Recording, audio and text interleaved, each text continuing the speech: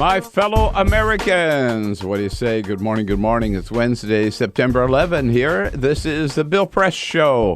We are coming to you live from our nation's capital in our studio right here on Capitol Hill, just down the street from where all the action was yesterday on many fronts. We will tell you what's going on, the latest on Syria, the latest on the elections held yesterday around the country. And then open up the phones, open up the social media lines, and take your calls and your comments. You can give us a call at 866-55-PRESS. That's our toll-free number. Join us on Twitter at BP Show and on Facebook at facebook.com/Bill Press Show. President Obama last night in a 17-minute address from the Cross Hall there at the White House, making a passionate case first for why we should bomb Syria. President Obama saying American values demanded that we respond to Syria's use of chemical weapons, making a very strong case for why it was important to involve Congress in that decision, because we're stronger, he said, when we act together.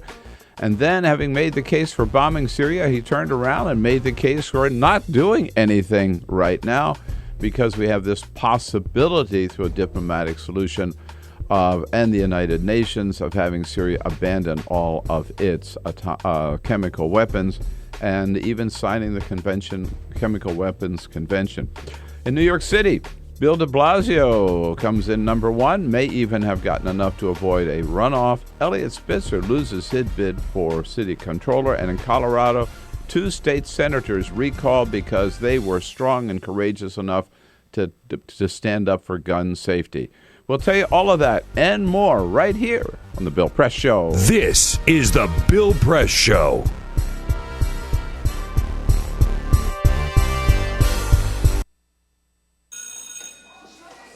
Don't look at me. Your hair's a bit frizzy today. Oh, you should pick that up. Oh, you're such a dork. Loser. Here, let me help you with that. Oops. Every day, kids witness bullying. Oh, look. Your crush is looking at you. Poor you. They want to help, but don't know how. See, no one here's gonna help you, because no one Teach likes your you. kids how to be more than a bystander. Visit stopbullying.gov.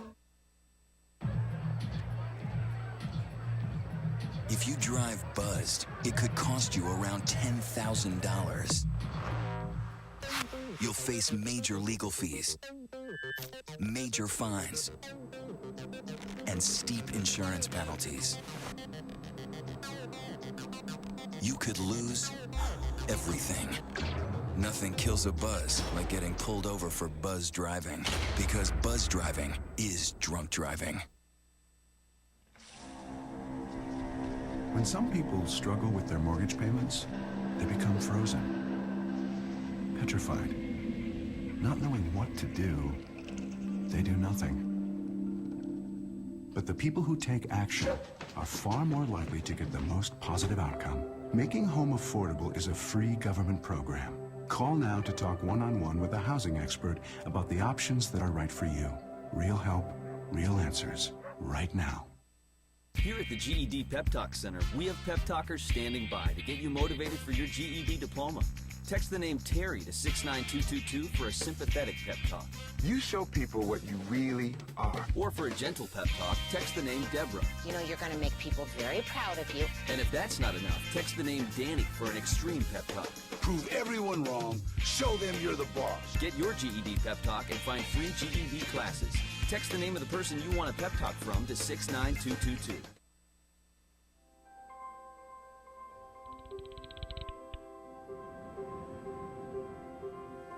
Did you see the world differently?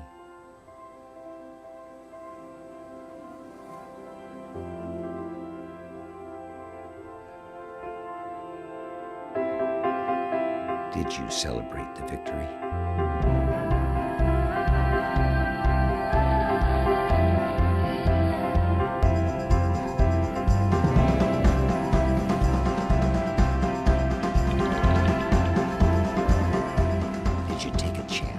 So today, I state clearly and with conviction America's commitment to seek the peace and security of a world without nuclear weapons.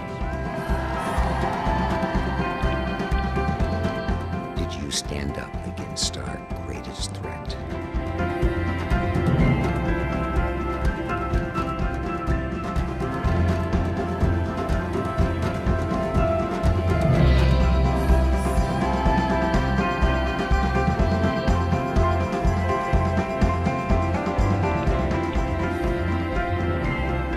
Did you commit to change the world?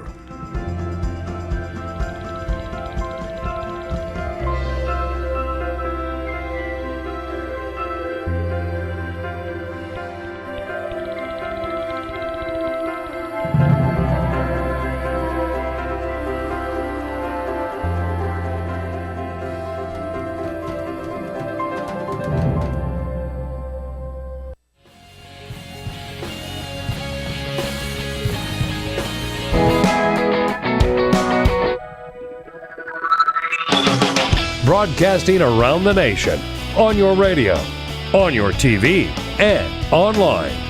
This is the Bill Press Show.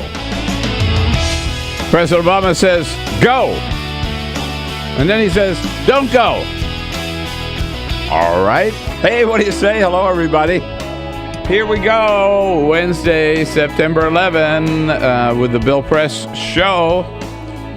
Got lots and lots to talk about today, so get ready. It's going to be a busy, news-filled and comment-filled and guest-filled 3 hours today on the Bill Press Show, coming to you live wherever you happen to be in this great land of ours, on the radio, on television, online. We are there. We're in print, too, I guess. I mean, what the hell? We got it all covered on a Wednesday morning. So good to see you today, and thank you for being with us. We're coming to you again from our nation's capital and our studio on Capitol Hill, just down the street from the United States Capitol building, bringing you the news from Washington, from around the country, and around the globe. The latest in Syria and Russia, the latest here with President Obama on Capitol Hill yesterday and speaking from the White House last night. Big primary election in New York City yesterday and recall elections in Colorado. We've got it all covered on many fronts. And some more news about the NSA, and then some pretty shocking news, maybe it shouldn't be so shocking, about income inequality in this country just getting wider, that gap getting wider and wider and wider. Unbelievable. We'll tell you what's going on and give you a chance. Of course, the most important part of the program is when you get to sound off, join the conversation, get it off your chest, let us know what you think about what's going on. You can do so by picking up that phone and giving us a call at 866-55-PRESS. Take a chance to just take time out to give us your comments on Twitter. That's fast, easy enough. Go to @BP Show, @BP Show, and on Facebook.com/Bill Press Show, the same thing. All of our friends on Facebook.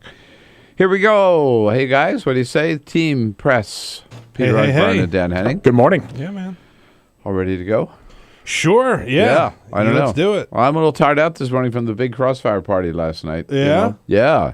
I had to go out there and see all of my good friends at CNN and greet the new team, give them a few tips. Nice photos. I was about to say, it looks like you were whispering in Newt and Van Jones's ears about really how things need to be done. Yeah, I told them, don't take any crap. Anyhow, so some photos up we've got right on our website on our Facebook page, on the Facebook page on from the party last night.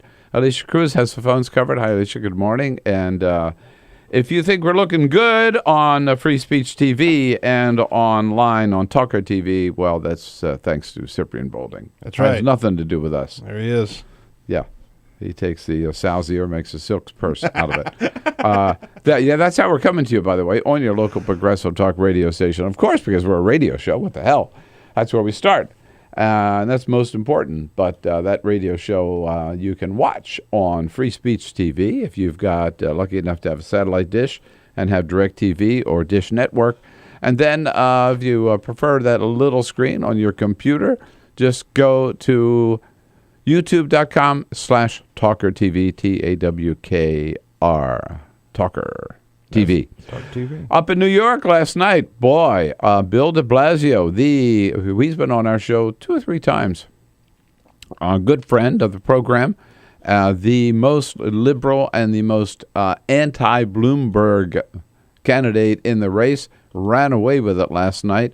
He may not have got, he got 40 and maybe a little over 40. It's just right around there, almost maybe enough to make, we don't know, to avoid a runoff. They're doing a recount. Going a recount. Just to make sure that he's avoided the runoff. But last night, he was crowing victory. Thinking big isn't new to us. It's at the very foundation of who we are and who we've always been. It is essential to our character as New Yorkers. Bill Thompson came in second. If there is a runoff, it'll be between de Blasio and Bill Thompson. Both good people. Christine Quinn came in third. In the race for city controller, big surprise, our friend, our buddy, our colleague, Elliot Spitzer, trying to make a political comeback. Looked like, I thought for sure he was going to win. Lost last night to Scott Stringer.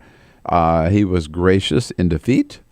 I say to the public, all of us should serve, participate. I intend to do so in different ways. And I thank you all, friends, family, loved ones, those who joined me over the years. It has been a privilege, and I thank you so very much tonight. We haven't seen the last of Elliot Spitzer, for sure. Hey, maybe we can get him back on the program. He used to be here every Wednesday morning after he left Current TV. That's right. Actually, when he was still on Current TV. That's right. So, That's right. We'll have to find out. Yeah, what else has he got going on? What else has he got going on, right? Hey, today's Wednesday. What the hell? Give him a call. He's probably up. He might still be up from last night. He might be. And Anthony Weiner, yes, slinked away last night. I don't know whether he came in last or next to last, but he's not near the top. I think that's the end of his political career. And he also he was gracious in defeat last night. We had the best ideas. Sadly, I was an imperfect messenger. Yeah, we recognize that. He was gracious in that statement, but as he rode off, he flipped the bird to reporters. But you know what? After the way I was treated by reporters, starring with Lawrence O'Donnell, I would have flipped him the bird.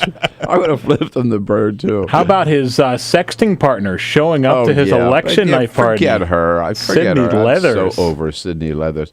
What does she have going for her? Nothing. Yeah, I mean, her 15 minutes is up, baby. It's officially over. Totally over.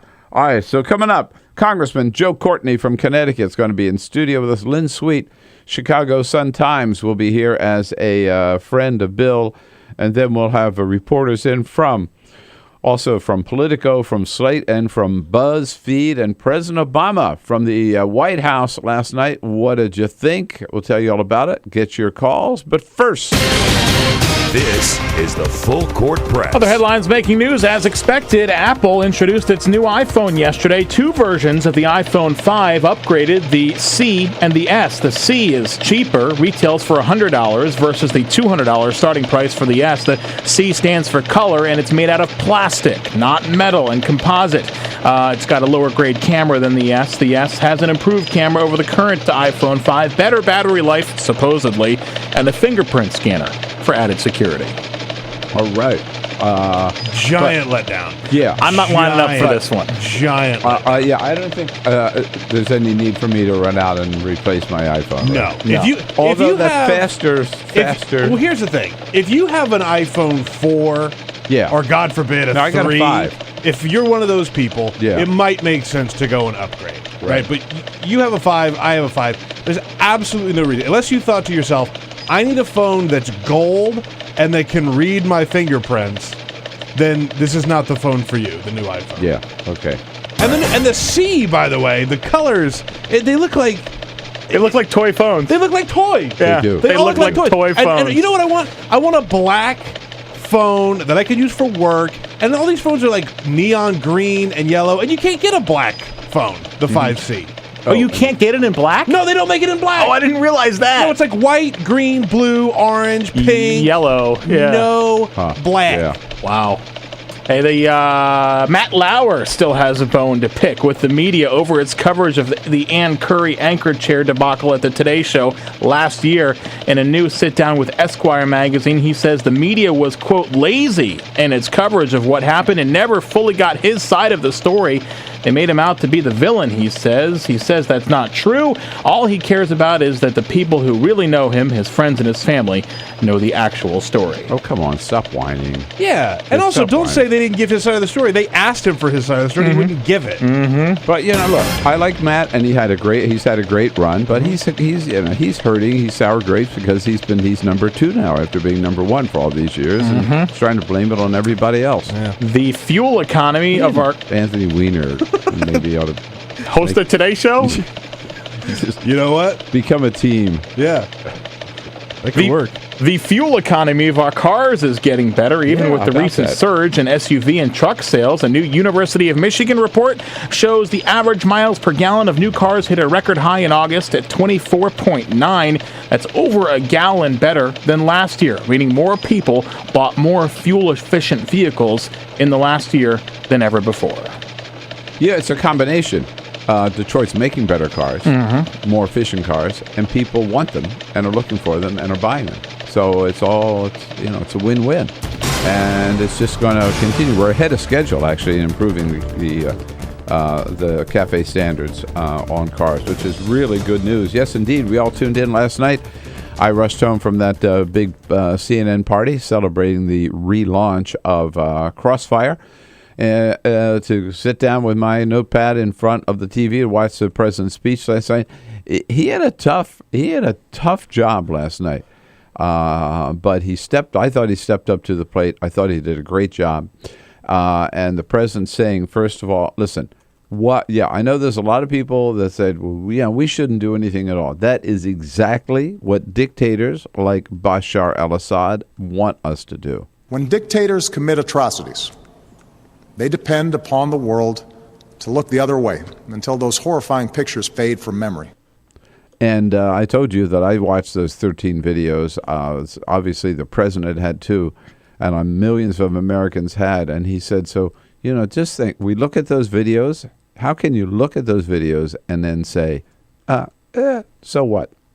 What kind of world will we live in if the United States of America sees a dictator brazenly violate international law with poison gas, and we choose to look the other way? That's the strongest part of his speech when he described what those videos showed, as I did. Those little kids who, shaking, convulsing, and everything, and the white foam coming out of their mouths, and their parents standing there and holding them and trying to bring them back. It just broke my heart. I think he's right. That is, I think, the most important, most compelling reason to get involved. And you hear when we talk about things like, and I'm not comparing what's going on in Syria to the Holocaust, but when you hear people talk about the Holocaust, they say we need to talk about this so we never let it happen again. Never again. That's the phrase. Never again. Never again. So the president did say, our values compel a strike against Syria. He made that point, and he said, "Here's what the strike would be aimed at doing." The purpose of this strike would be to deter Assad from using chemical weapons, to degrade his regime's ability to use them, and to make clear to the world that we will not tolerate their use.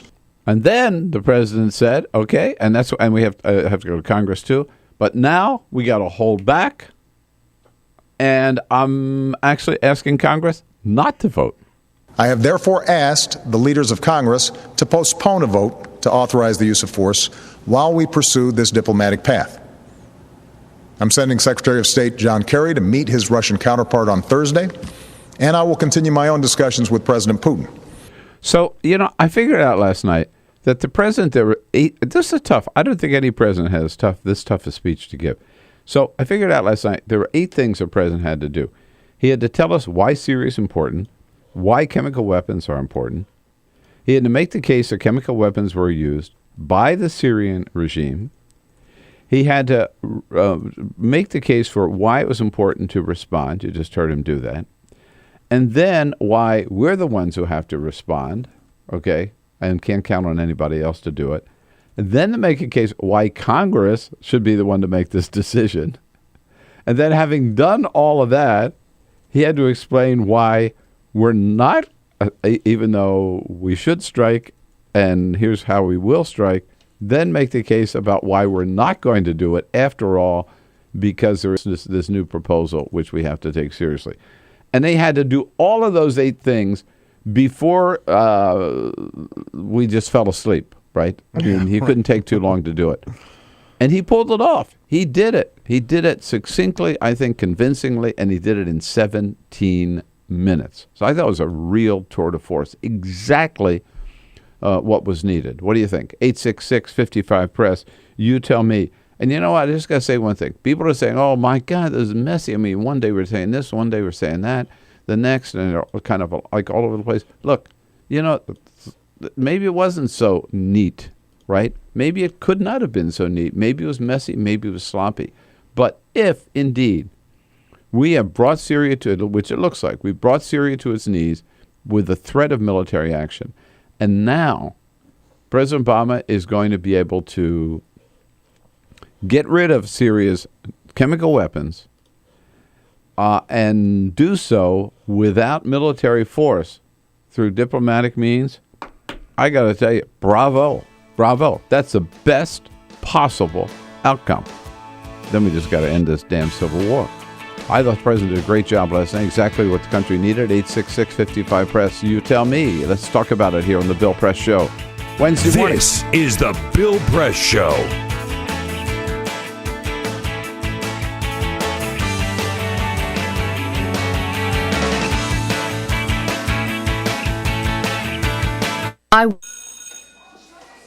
Don't look at me.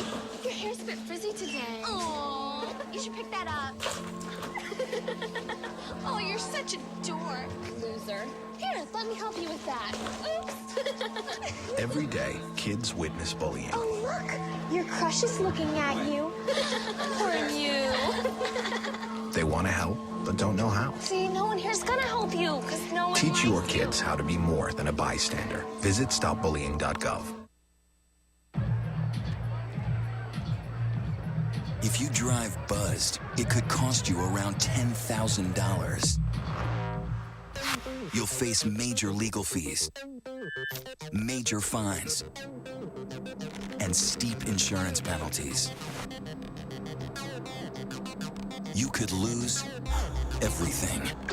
Nothing kills a buzz like getting pulled over for buzz driving, because buzz driving is drunk driving.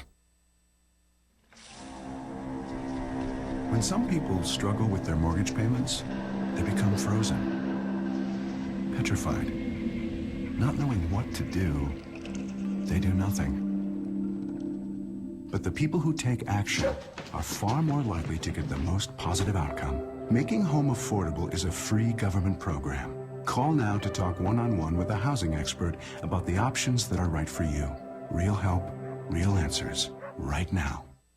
Here at the GED Pep Talk Center, we have pep talkers standing by to get you motivated for your GED diploma. Text the name Terry to 69222 for a sympathetic pep talk. You show people what you really are. Or for a gentle pep talk, text the name Deborah. You know you're going to make people very proud of you. And if that's not enough, text the name Danny for an extreme pep talk. Prove everyone wrong. Show them you're the boss. Get your GED pep talk and find free GED classes. Text the name of the person you want a pep talk from to 69222.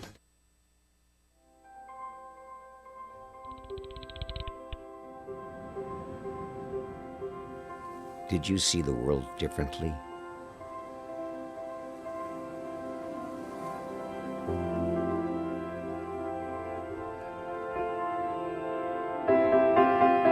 Did you celebrate the victory?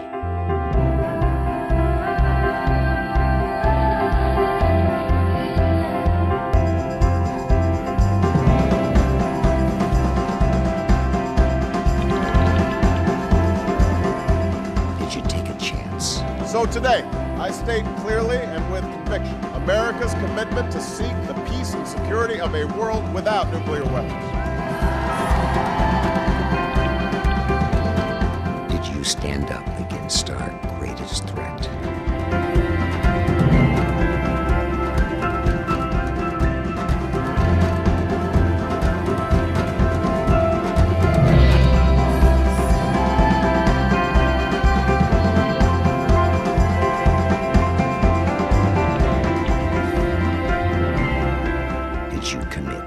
Change the world.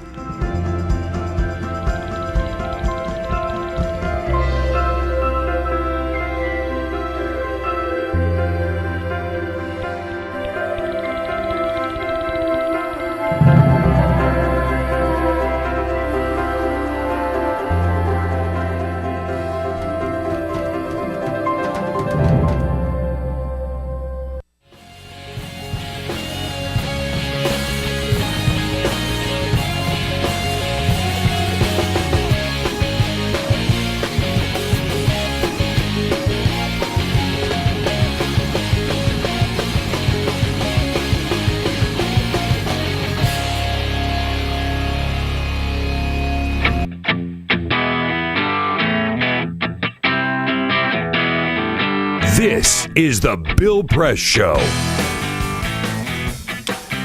Here we go. It is 25 minutes after the hour now here on Wednesday morning. Congressman Joe Courtney, 3-Sub Joe, they call him up in Connecticut. One of the members of Congress wrestling with this decision, coming back from vacation break. I'm sure, trying to decide how to vote on this, eager to see the evidence, weigh the evidence, and then reach a decision with his colleagues. He's going to join us in studio in the next hour. The next half hour. And we'll find out now with this sudden twist of events where it all comes down and what Congress plans to do about it. Meanwhile, your call's welcome. We were talking about the president's speech last night at 866-55-PRESS. Mike is calling from Dublin, Virginia. Hello, Mike. Hey, Bill. Hi. Hey, I'm good. What's going on? All right. Well, my comment about yesterday's speech is that, first of all, he's going to have a lot of support for this war. A lot of people are going to give support for him because they don't know any better, and the president's going to be forced to accept the idea of the war. It's going to be forced upon him because there are instigators that are behind the scene that are operating. He knows that this is something that we should not get involved in. So he's not going to be the fall guy. He doesn't want to be the fall guy. So he's going to say, hey, look, when this goes down, let it be known that Congress was the one that let it go down, not me. I'm not standing for it. But at the same time, he's got to be the leader of the nation in the world. Well, what about this, the proposal, they're calling it the Russian proposal. I don't know why, but that we take time out and go to and get the UN to pass a resolution, and Syria says it'll give up its chemical weapons and sign the treaty, and then no need for a military strike. Well, for what I understand, it's also Iraq. Saddam Hussein did the same thing. He cooperated 100% with these guys, and they're pretty much working behind the scenes. Those who are instigators, I call them, working behind the scenes. So they're going to make this happen regardless. They got to have a war because, whatever reason, there's got to be a disruption, and I'm not sure what that reason is. All right, I got it, Mike. I hear your suspicion about what's going on, but I think, first of all, Saddam Hussein did not cooperate. Not that I supported the war in Iraq, and I don't trust Bashar al-Assad. I don't trust Russia either. But I think it's worth, as the president does, taking time to evaluate and see if this proposal is for real. If it's not, then we'll bomb This is the Bill Press Show. Don't look at me. Your hair's a bit frizzy today. Aww, you should pick that up. Oh, you're such a dork, loser. Here, let me help you with that. Oops. Every day, kids witness bullying. Oh, look, your crush is looking at you. Poor you.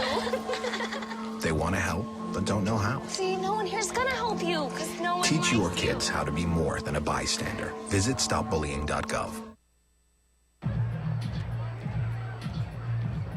If you drive buzzed, it could cost you around $10,000. You'll face major legal fees, major fines, and steep insurance penalties. You could lose everything. Nothing kills a buzz like getting pulled over for buzz driving, because buzz driving is drunk driving. When some people struggle with their mortgage payments, they become frozen, petrified. Not knowing what to do, they do nothing. But the people who take action are far more likely to get the most positive outcome. Making home affordable is a free government program. Call now to talk one-on-one with a housing expert about the options that are right for you. Real help, real answers, right now. Here at the GED Pep Talk Center, we have pep talkers standing by to get you motivated for your GED diploma. Text the name Terry to 69222 for a sympathetic pep talk. You show people what you really are. Or for a gentle pep talk, text the name Deborah. You're going to make people very proud of you. And if that's not enough, text the name Danny for an extreme pep talk. Prove everyone wrong. Show them you're the boss. Get your GED pep talk and find free GED classes. Text the name of the person you want a pep talk from to 69222.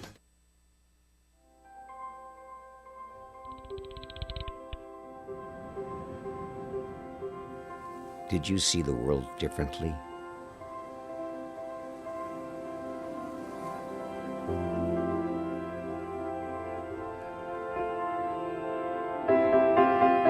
Did you celebrate the victory?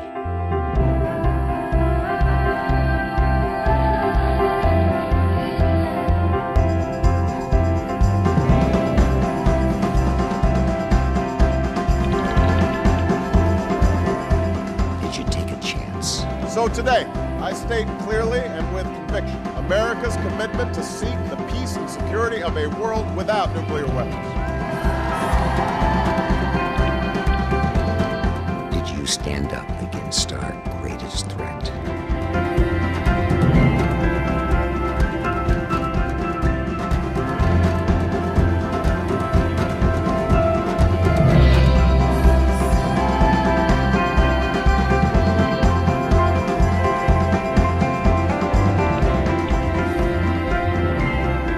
Did you commit to change the world?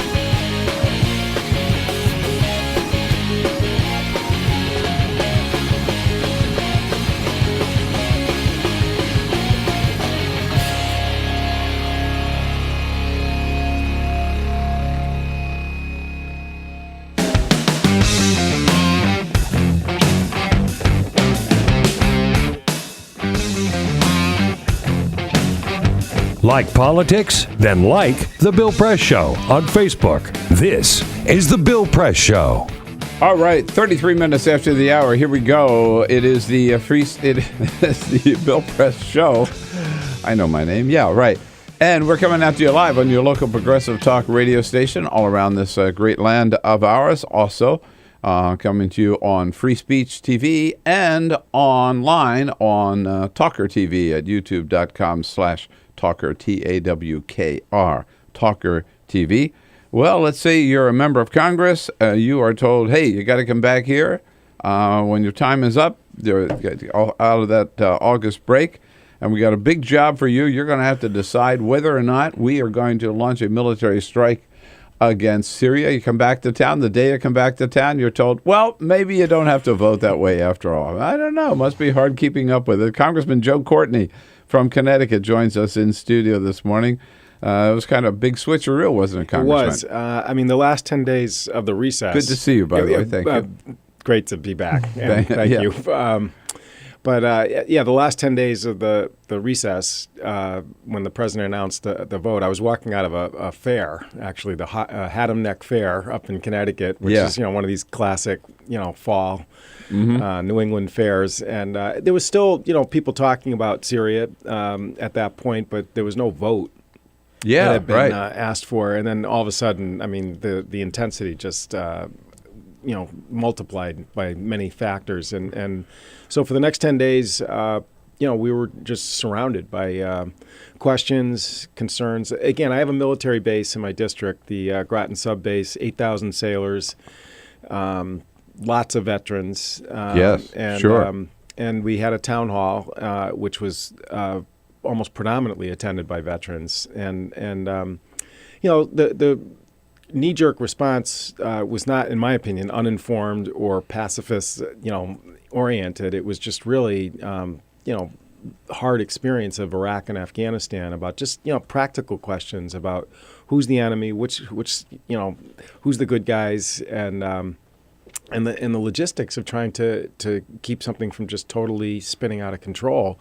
Really, was overwhelming in terms of the response of Eastern Connecticut. Overwhelming against opposed or to leery or skeptical of a military strike. Correct. So when you came back to town, had you made up your mind how you were going to vote? I mean, I had announced to Huffington Post and AP, leaning no. I wanted to, certainly give the president an opportunity to at least talk to us, in person, and certainly, his team. But as we were talking off camera, I sit on the House Armed Services Committee. I wanted to ask you about that. Yeah, so you had the big hearing yesterday. That's right. But Syria, frankly, has not been a non-issue over the last year and a half. We've had a number of hearings on Syria. The Central Command annual briefing where we sort of do the Middle East sort of tour, and Dempsey himself has been over there. General Dempsey's been over a number of times to take questions. Leon Panetta, testified for a full day. And yesterday you had Secretary of State John Kerry, Secretary of Defense Chuck Hagel, and General Dempsey. From the Joint Chiefs. And what was their message to you yesterday? We need your support to strike, or we need you to stand by? Or well, again, it was the most extraordinary hearing because whatever message they were giving was being overwhelmed by events literally as they were sitting there. You could see Secretary Kerry and Hagel being sort of handed slips of messages as, France was announcing that they were going to the UN and that the Russians announced that they had talked to the Syrians and the Syrian. I mean, it was just evolving. And you could just sort of see it just was kind of recalibrating everybody's, questions and answers. And but for me, having, again, been at some of these hearings in the past on Syria, General Dempsey has been very candid about the downside risk of going into to Syria. And it's been reported that he's not a big fan of military action in Syria. Within the military, there's again, I think a lot of hesitation about the fact that, again, the complexity of the situation in terms of rebel forces, trying to figure out the fragility of the Assad army if they are subjected to a U.S. attack, and what does that mean for this massive stockpile of chemical weapons, is something that, again, General Dempsey has been on record explicitly warning as reasons not to go in with military force in the past. And again, as horrendous as the events of August 21st were, that doesn't really change that equation. What does he see as the risks of if we were to act? So you mentioned that first of all that there's such disarray among the rebels, for one thing. That's right. I mean, obviously, if you're tipping the scales of the balance of power there to the point where the Assad military just kind of begins to erode and collapse, then there are elements like the Nusra Front, which is the sort of radical Al-Qaeda, right, and frankly pretty accomplished militarily in terms of just reading recent press accounts. I mean, they're the ones who are overtaking towns and flexing their muscles there. If one of them were able to overwhelm an installation with chemical weapons, and there's dozens of them spread around the country there, really all it takes is one, and suddenly you've completely changed the safety factor for everybody. Is he afraid of a Syria regime response toward in terms of an attack on Israel or Turkey or? The certainly Kerry is the one who sort of poses the external threat outside of Syria. I think the military testimony, again, over the last year and a half or so has really been all about just the practical question of how you stabilize this environment on the ground. And again, so he has listed the threat and danger of desertions. If you get some captain or lieutenant who hasn't been paid probably in months. I mean, again, they've been at war for 2 years. Right. The economy is a mess. And, how strong is the command and control of, this really dangerous weapons of mass destruction? So desertion is something that they are trying to, calculate. And also just, again, the question of rebel forces taking control of this. So that's why a UN solution, I mean, if we can visualize that, is frankly a much higher safety factor. Well, so did you get any indication from John Kerry or Chuck Hagel or General Dempsey yesterday? How real is this what they're calling the Russian plan or the Russian proposal, and how much time are they willing to give it? Because the UN doesn't act overnight. It doesn't. We know, right? Yeah, I mean, obviously the response was very cautious from Senator Kerry, who that question was more, primarily addressed to. It's pretty clear that they, I think, are gun shy about just the, obstructionism of Russia over the last year or so at the UN and a little bit in Syria. Right.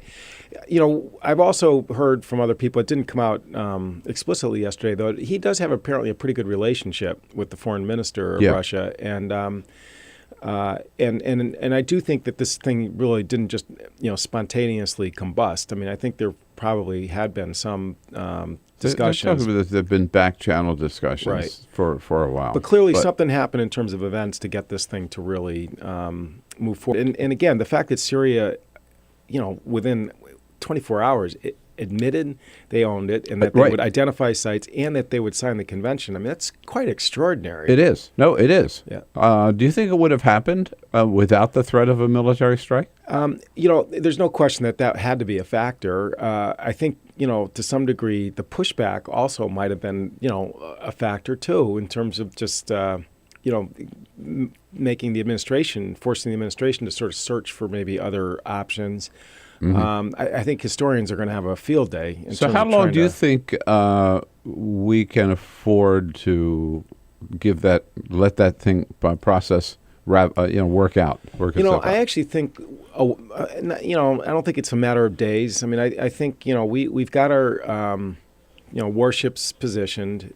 They can, and this question came up, how can we afford this? But the fact is they're there. Yeah. And, having them stay in place is really not some so we can give it a month or a couple of months. I would think so. Yeah. And that's. And certainly, if they would use chemical weapons again in that interim, then I think there would probably be an immediate strike, right? That's right. And whether even the president would come back to Congress, that was also sort of the other hot stove league discussion going on with members. Is that if things don't pan out. Will he come back? Well, Isn't there another reality here that if this thing is changing so fast, it's really hard to keep. But if this had not popped up, right? If Kerry had not given that sort of flip remark, and this proposal hadn't popped up, if in fact it had come down to what we thought it was Monday when we all started talking about it. All right, this is a showdown this week. Congress is going to have to vote up or down. If that vote had taken place this week, again, absent this diplomatic option, would Congress have approved it or not? This week? This week. It would not have passed the House. Would not have passed, right. And the Senate. That's a reality. Yeah, no, it was, again, I just think that, people were sympathetic and supportive of the president. But not enough Democrats, all right, and not enough Republicans certainly, but not enough Democrats. If you saw the Republicans on armed services yesterday, the hostility was palpable in the room there. So no, he would. I don't think it would have passed the House. This is such a fascinating debate, and it's so important too. And the members of Congress are dealing with it as well as the American people. Let's talk about it here on the Bill Press Show this Wednesday morning with Congressman Joe Courtney. You don't often get a chance to throw a question to a member of Congress, but you got it right now. 866-55-PRESS, toll-free number. This is the Bill Press Show.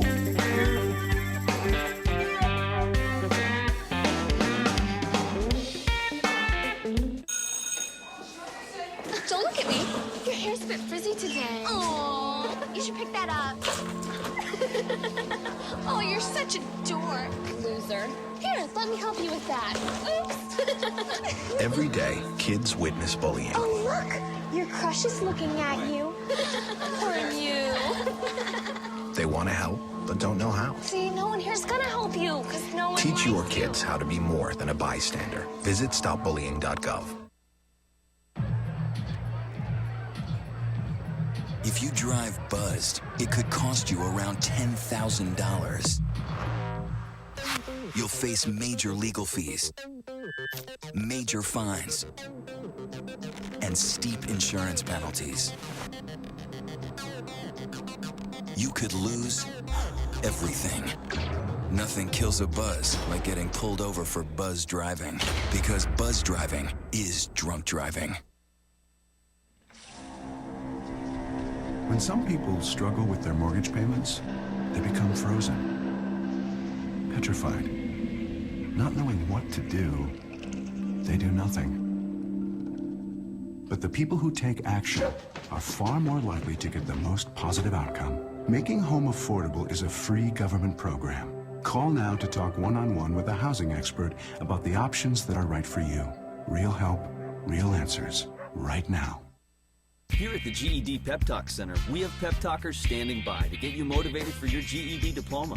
Text the name Terry to 69222 for a sympathetic pep talk. You show people what you really are. Or for a gentle pep talk, text the name Deborah. You know you're going to make people very proud of you. And if that's not enough, text the name Danny for an extreme pep talk. Prove everyone wrong. Show them you're the boss. Get your GED pep talk and find free GED classes. Text the name of the person you want a pep talk from to 69222.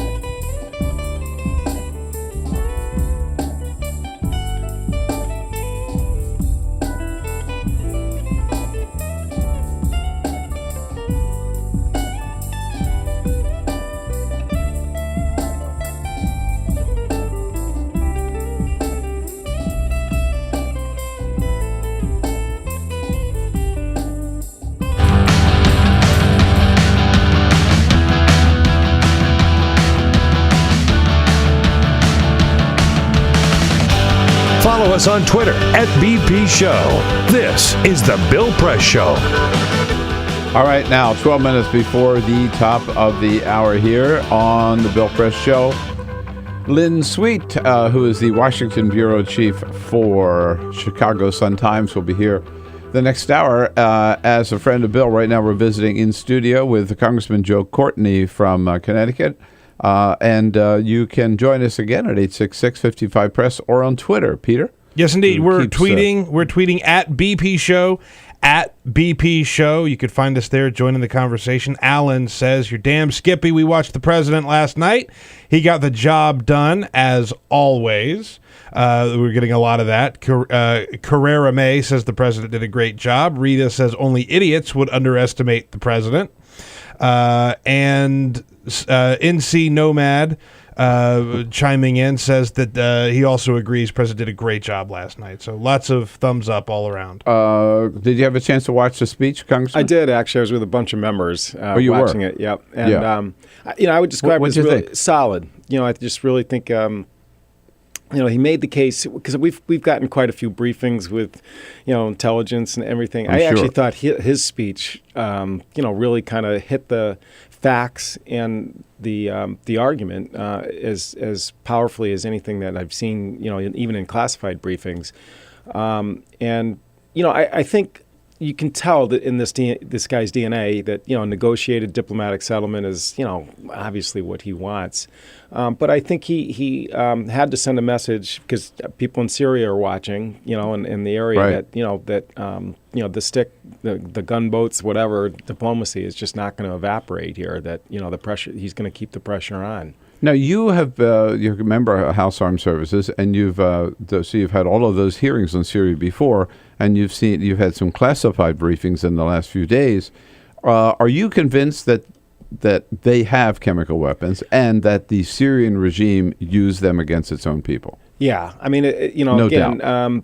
Using like a legal standard of proof. I mean, I actually think it's pretty close to proof beyond a reasonable doubt. Just really? In terms of the delivery system, the quantity, and the independent sources of information, both satellite, human intelligence, and then obviously the amazing social media, material that just, really was. It's a different time. It really is. That is what changed. Yes. That has really changed it today. Hundreds. And overnight. I mean, I remember when we came in that morning after it had happened, it was all over the place. Pictures and video of the victims were out there before there was any statement from anybody. Yeah. The idea almost that you have to wait for UN inspectors to get in and take samples and then do all this analysis today. I mean, it's you pick up this phone and boom, there it is, and it's up online. And I mean, I actually still do think that waiting for the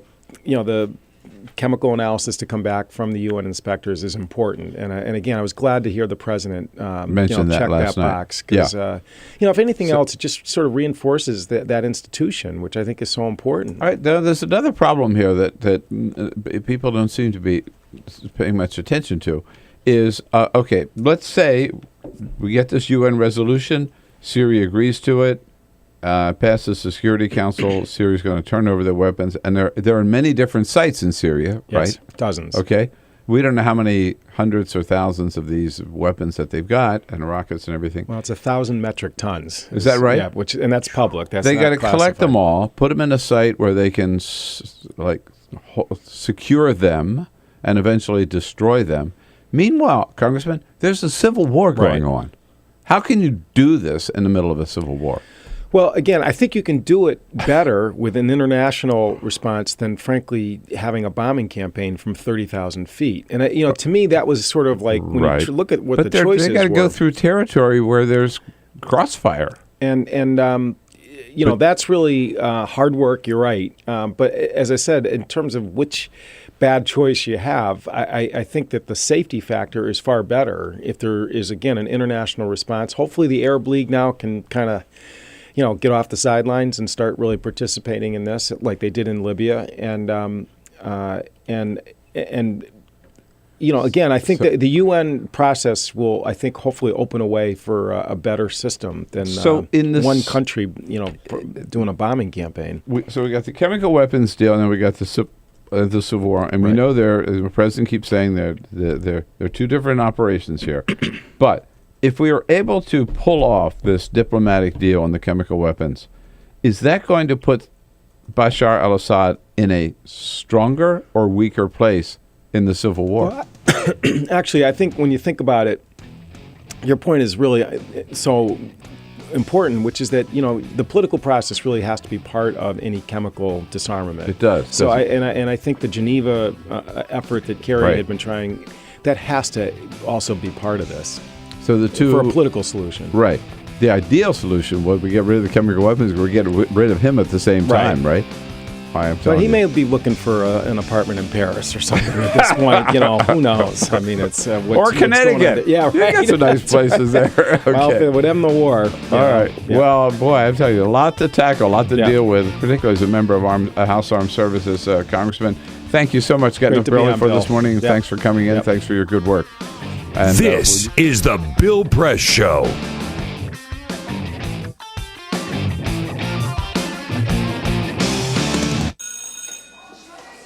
Don't look at me. Your hair's a bit frizzy today. Oh, you should pick that up. Oh, you're such a dork, loser. Here, let me help you with that.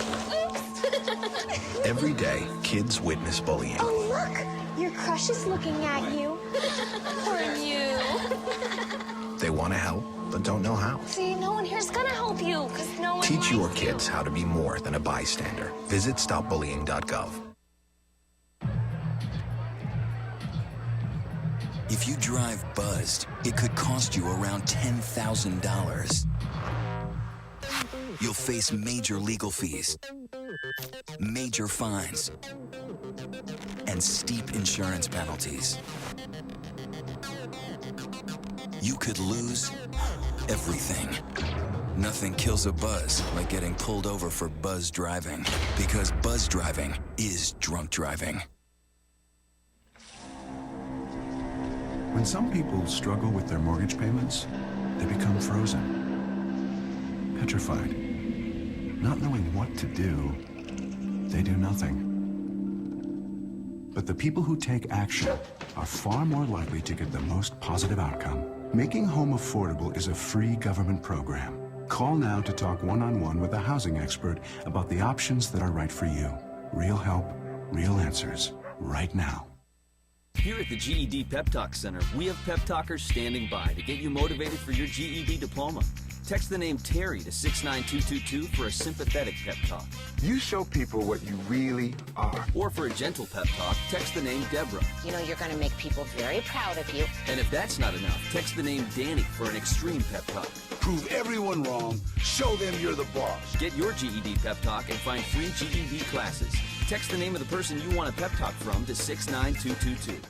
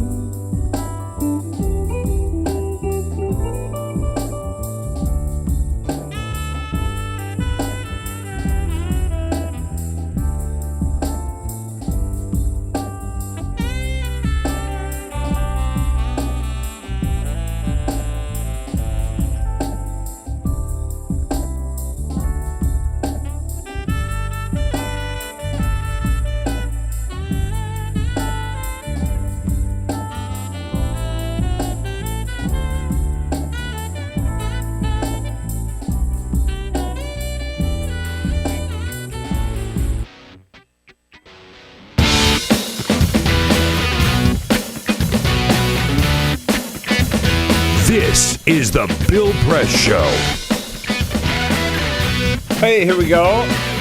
What am I saying? Winding up this first hour together here on the Bill Press Show this Wednesday morning. And Lynn Sweet will be here as a friend of Bill for the next hour. We'll be joined by Politico Deputy White House Editor Rebecca Sinderbrand as well. Peter?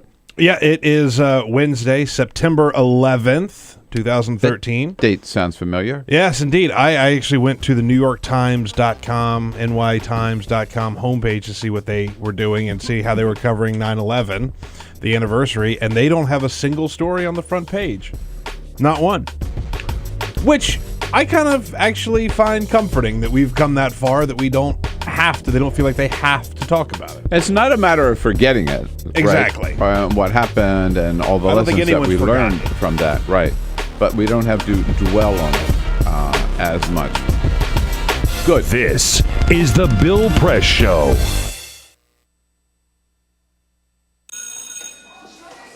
Don't look at me. Your hair's a bit frizzy today. Aww. You should pick that up. Oh, you're such a dork, loser. Here, let me help you with that. Oops. Every day, kids witness bullying. Oh, look. Your crush is looking at you. Poor you. They want to help, but don't know how. See, no one here's gonna help you, because no one Teach your likes kids how to be more than a bystander. Visit stopbullying.gov. If you drive buzzed, it could cost you around $10,000. You'll face major legal fees, major fines, and steep insurance penalties. You could lose everything. Nothing kills a buzz like getting pulled over for buzz driving, because buzz driving is drunk driving.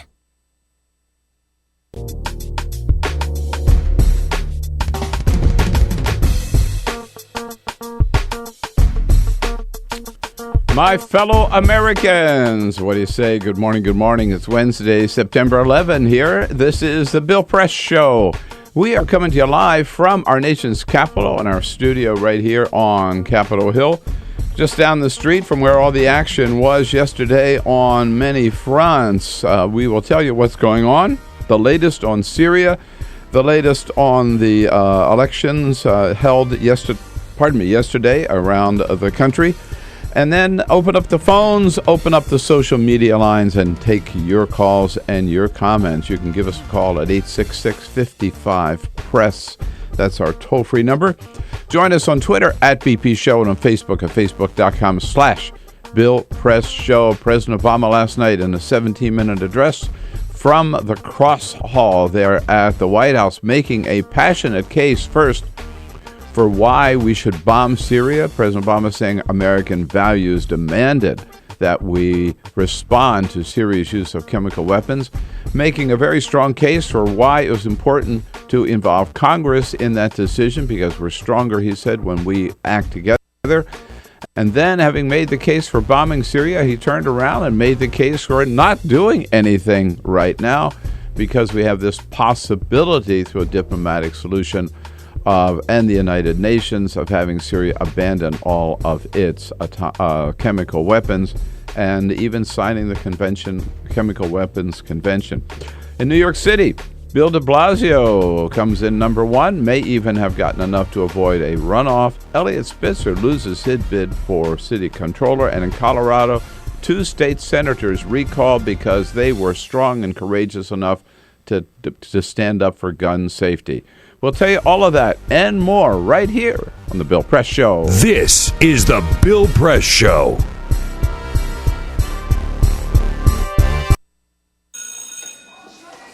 Don't look at me.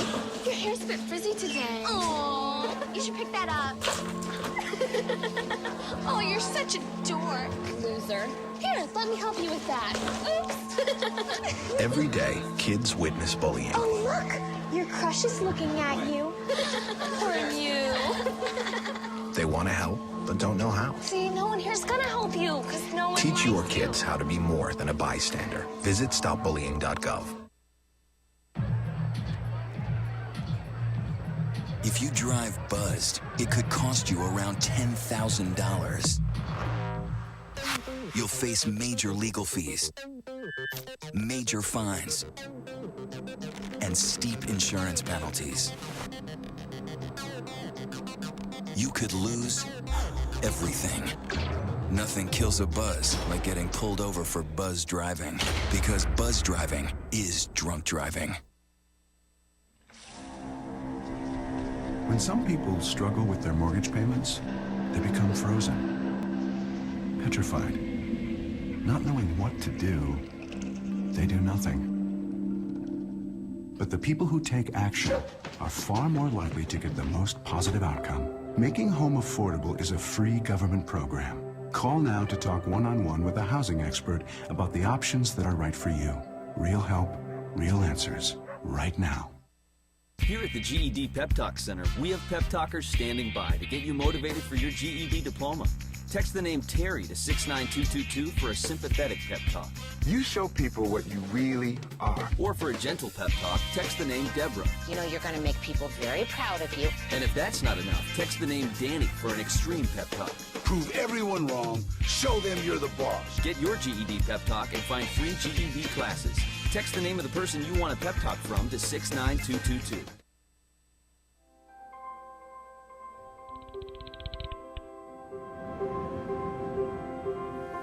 Did you see the world differently?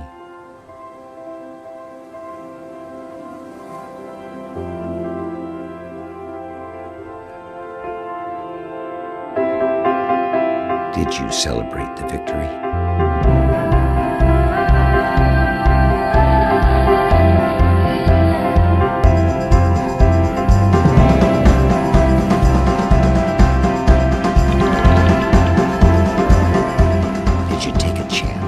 So today, I state clearly and with conviction America's commitment to seek the peace and security of a world without nuclear weapons. Did you stand up against our greatest threat?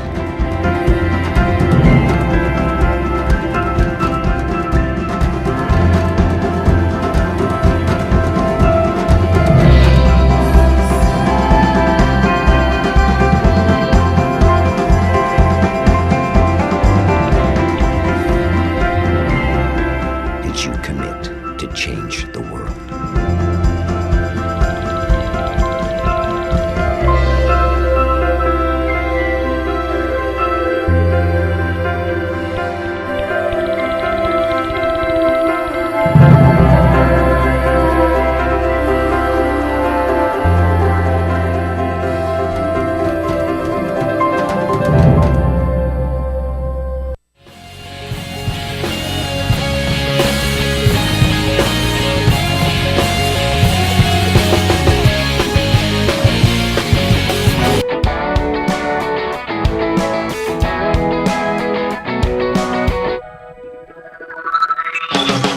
broadcasting around the nation, on your radio, on your TV, and online.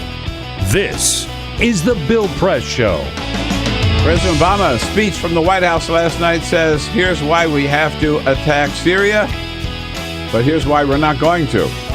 Go and then don't go. Well, it was a good speech. Good morning, everybody. What do you say? It is a Wednesday, September 11. Great to see you today. Welcome to the Bill Press Show. Wherever you happen to be in this great land of ours, we are there with you. We are there for you, bringing you up to date on the news of the day, and most importantly, giving you a chance to join the conversation at any time. We're coming to you live from our nation's capital, bringing you the news of what's happening here in Washington, D.C. It was a very busy day yesterday with the president on Capitol Hill, lobbying members of the Senate, and then, of course, giving his speech from the White House last night. And suddenly, we are now into a mode where we're going to the UN to see if we can get a resolution passed from the Security Council to get Syria, call on Syria, which Syria says it would do, to give up its chemical weapons and sign the Chemical Weapons Convention. All of that coming up. If you want to talk about it, give us a call at 866-55-PRESS. You can join us on Twitter. Send us your comments on Twitter at BP Show. And on Facebook at facebook.com/BillPressShow. On a busy day like this, we can't get through it ourselves. We always need the help of friends. No better friend here as a friend of Bill this hour than Lynn Sweet, who has the mighty job of Washington Bureau Chief for the Chicago Sun-Times. Great Hi, to Lynn. be here. Good morning. All right. How about this? This is a wild time, isn't it? Roller coaster. Yeah, it is. Absolutely roller coaster this week. It is. We are seeing history evolve unscripted. You and I, which rarely happens these days. Absolutely, because just rarely happens. We have recently we had the G20 summit. That's where the diplomatic breakthrough was, quote, supposed to happen. Yeah. And yet it didn't. We think. We'll know more of the backstory on Syria, and then we have over these past few days this amazing potential diplomatic breakthrough that already had an impact in grinding to a halt a massive White House drive for a vote to authorize war in Congress that was headed to defeat. Right. Yeah, I know. Exactly. And you and I were there in the White House at the briefing on Monday when this was playing out. And it was sort of like surreal because up front, Tony Blinken and Jay Carney were talking about the fact we need this vote, we need this strike. And, there's this little Russian thing, and we'll take a look at that. But, we're full bore ahead on getting Congress to authorize a strike. And those of us, I'm sure we're on our iPhones and knowing that this Russian proposal is suddenly moving ahead and that there's no way. I knew, and I was trying to get a question into Carney. You're just kidding yourself. There is no way Congress is going to vote on this to authorize a strike if there's a potential for this even a way potential. Out. Yeah. And so it was all happening while we were sitting there. And then by the end of the day, the president is saying, this is a serious proposal. We're going to take a look at it.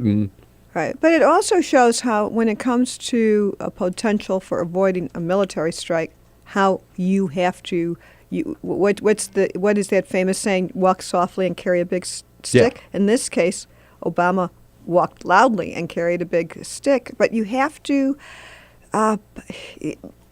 presumably, history will not write that this was a bluff, because Obama did reserve the right for a strike even if Congress wouldn't have approved it. Though, what was interesting, Bill, did you see the impeachment word come up in recent days as Obama seemed headed to defeat, and everybody was asking, the lawmakers were in their briefings and reporters were and all, well, what are you going to do if you don't do it? Since the answer clearly left open the possibility of a strike from Kerry and everybody else, then Republicans started talking about, he'll be impeached if he does this. I just want to say, any idiot who uses the word impeachment ought to be just thrown out of Congress. I mean, that's just... Impeach themselves? I mean, yeah. I mean, it's just... that's so absurd. It really is. I mean, it's not even worth discussing it. But there are a couple of people out there who, who Well, keep, when we keep throwing reconvene, it out there. when we reconvene 20 years from now on this point, I bet if it works, people will remember that it worked, not that Obama was not going to win a vote for a military strike. That somehow he avoided military force to contain chemical weapons. Absolutely. We'll get more into this here with Lynn Sweet, and we. By the way, Lynn, the team is here too. Hi there. To ignore them. Yeah, it is Peter Huckberg. Hi. And Danny Hi, Peter. here. Good Hello. morning. Hey guys, good. With Alicia Cruz there standing by to take your calls. And again, I would have worn my black T-shirt if you had just let me know. But I thought it was.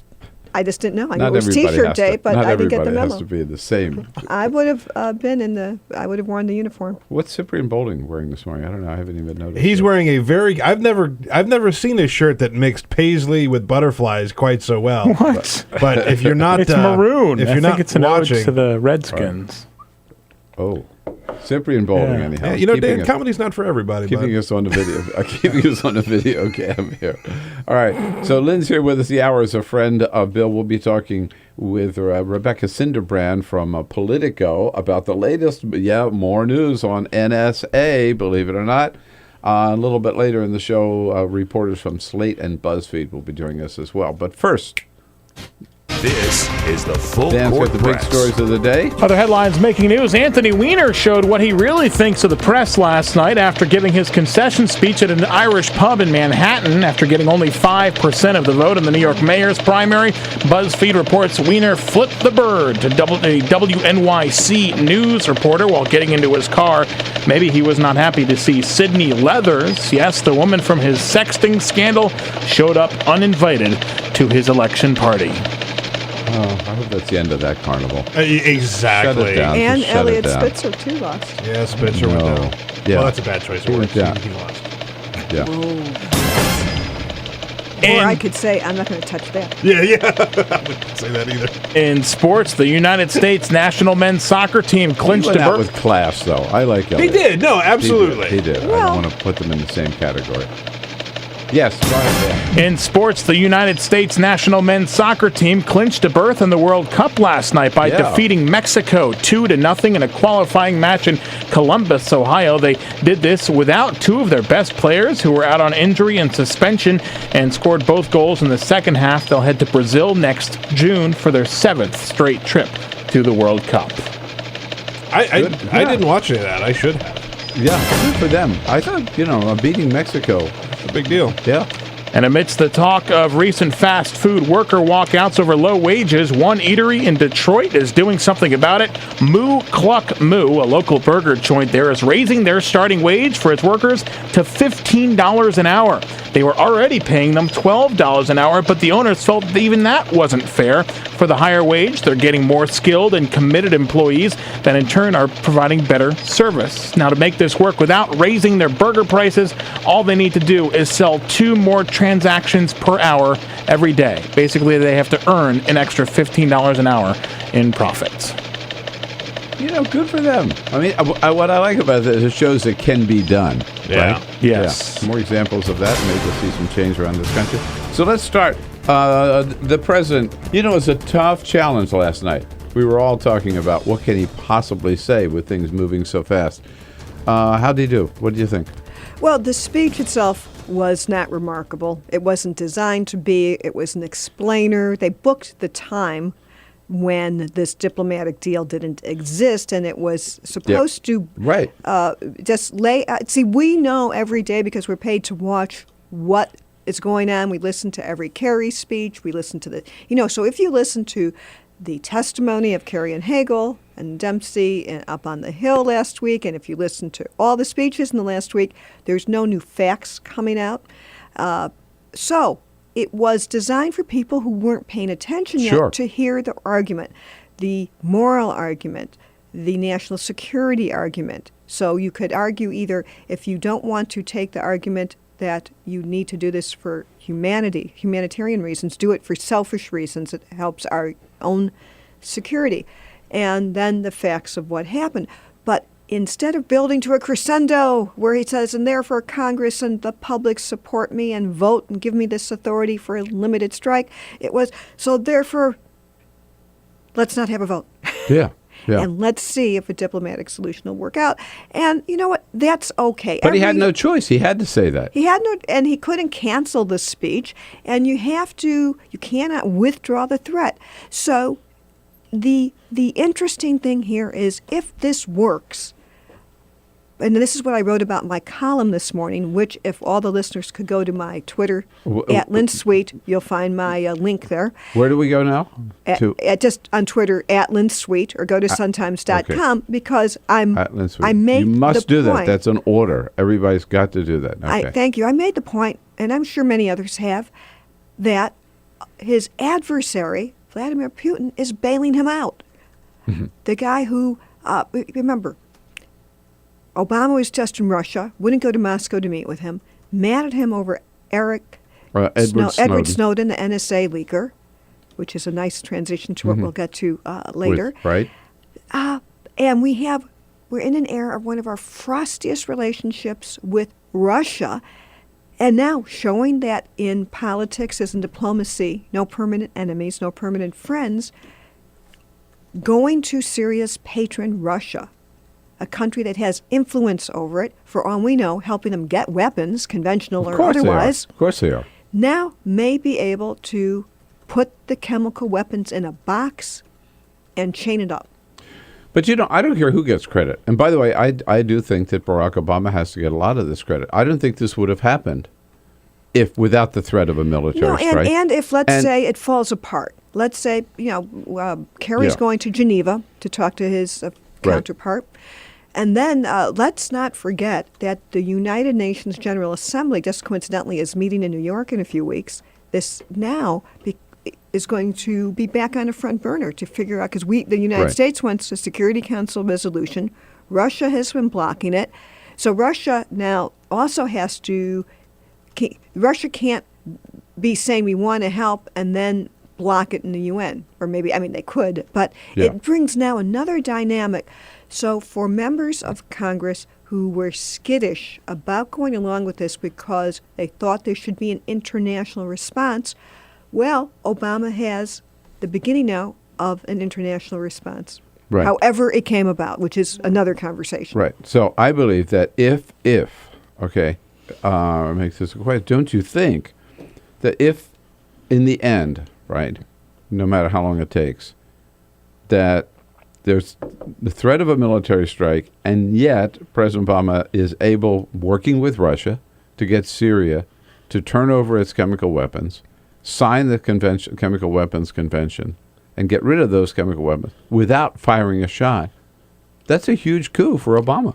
Yes, and in the meantime... And that's what people will remember, I believe. Right. Not that this might have been a little messy or a little sloppy, but the end result is we achieved all of that without firing a shot. When you talk about great things, so even in Obamacare, very controversial, who remembers the vote? The creation of Medicare, who remembers the vote? Social Security. You tend to remember, even in an election, you don't remember that he just squeaked by 3 points. You remember who wins and who loses. Though the underlying civil war in Syria will still rage on potentially, but even this international response may pave some way for the parties to come to the table for negotiated peace. Yeah, in that as well, right. So right. It could be a win-win for Obama.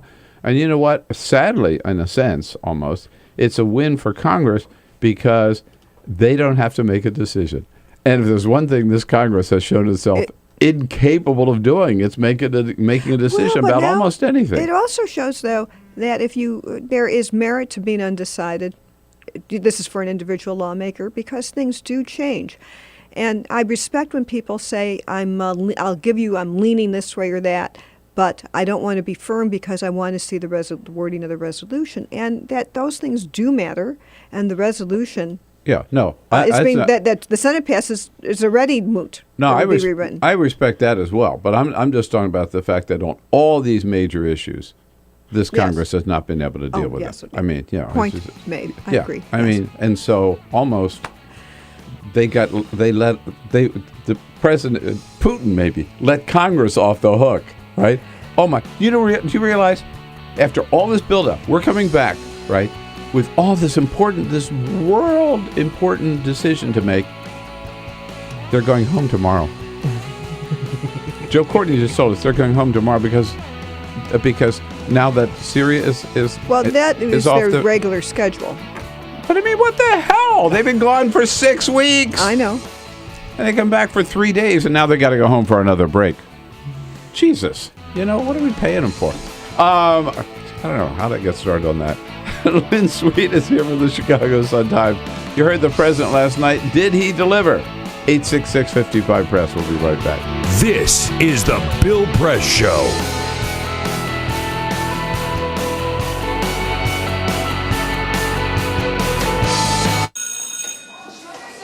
Don't look at me. Your hair's a bit frizzy today. Aww. You should pick that up. Oh, you're such a dork. Loser. Here, let me help you with that. Oops. Every day, kids witness bullying. Oh, look. Your crush is looking at you. Poor you. They want to help, but don't know how. See, no one here's gonna help you, because no one Teach your likes kids how to be more than a bystander. Visit stopbullying.gov. If you drive buzzed, it could cost you around $10,000. You'll face major legal fees, major fines, and steep insurance penalties. You could lose everything. Nothing kills a buzz like getting pulled over for buzz driving, because buzz driving is drunk driving. When some people struggle with their mortgage payments, they become frozen, petrified. Not knowing what to do, they do nothing. But the people who take action are far more likely to get the most positive outcome. Making home affordable is a free government program. Call now to talk one-on-one with a housing expert about the options that are right for you. Real help, real answers, right now.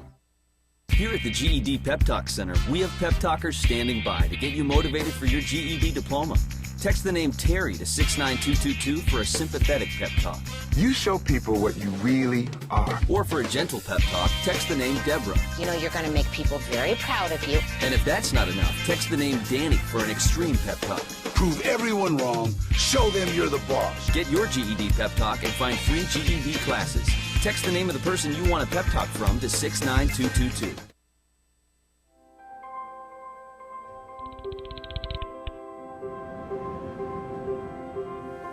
Did you see the world differently?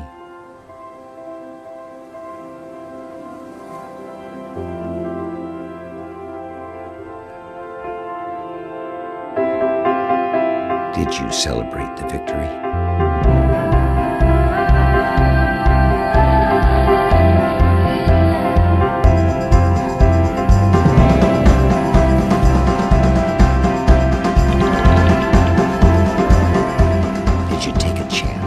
So today, I state clearly and with conviction America's commitment to seek the peace and security of a world without nuclear weapons. Did you stand up against our greatest threat?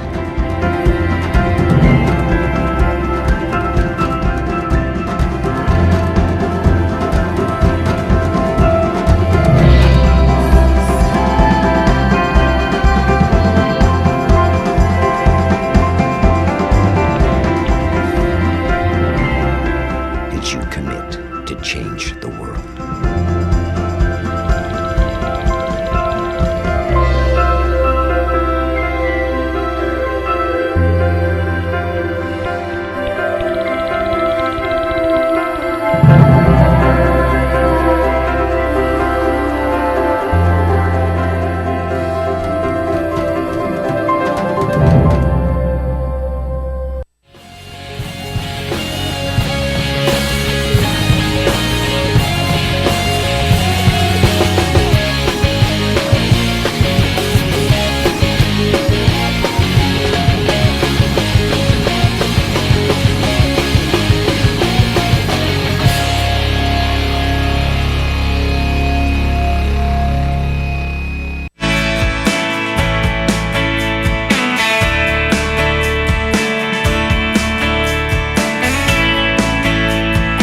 Get social with Bill Press. Like us at facebook.com/Bill Press Show.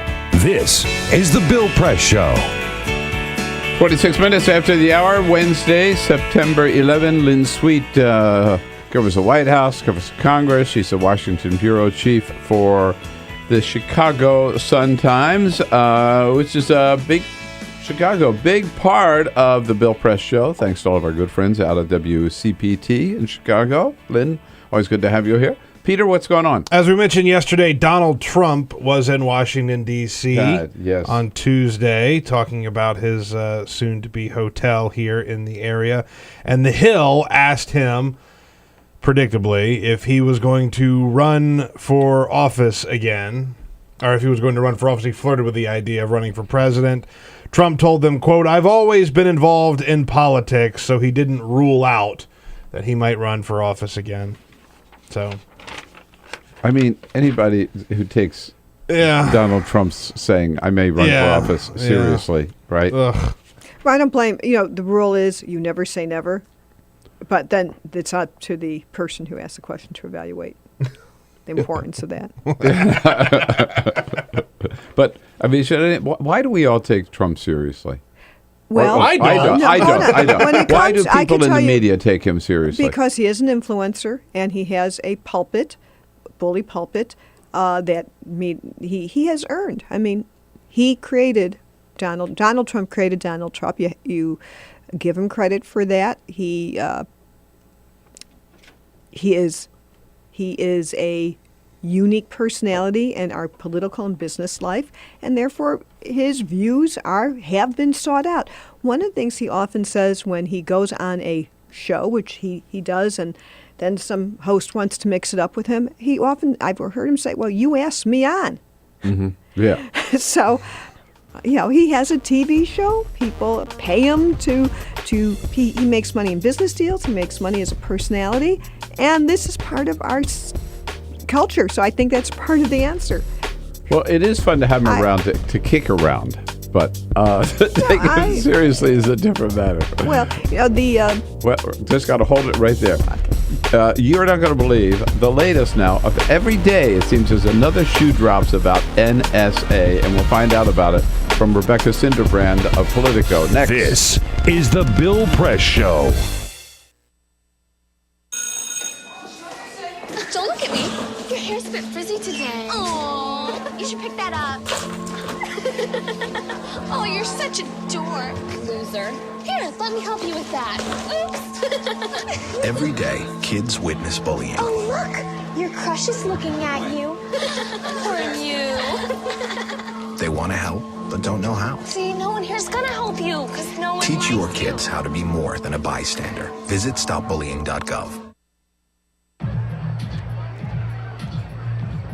If you drive buzzed, it could cost you around $10,000. You'll face major legal fees, major fines, and steep insurance penalties. You could lose everything. Nothing kills a buzz like getting pulled over for buzz driving, because buzz driving is drunk driving. When some people struggle with their mortgage payments, they become frozen, petrified. Not knowing what to do, they do nothing. But the people who take action are far more likely to get the most positive outcome. Making home affordable is a free government program. Call now to talk one-on-one with a housing expert about the options that are right for you. Real help, real answers, right now. Here at the GED Pep Talk Center, we have pep talkers standing by to get you motivated for your GED diploma. Text the name Terry to 69222 for a sympathetic pep talk. You show people what you really are. Or for a gentle pep talk, text the name Deborah. You're going to make people very proud of you. And if that's not enough, text the name Danny for an extreme pep talk. Prove everyone wrong. Show them you're the boss. Get your GED pep talk and find free GED classes. Text the name of the person you want a pep talk from to 69222.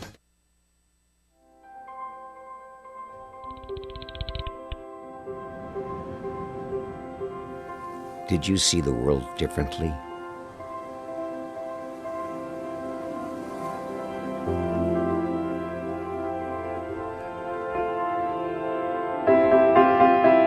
Did you celebrate the victory?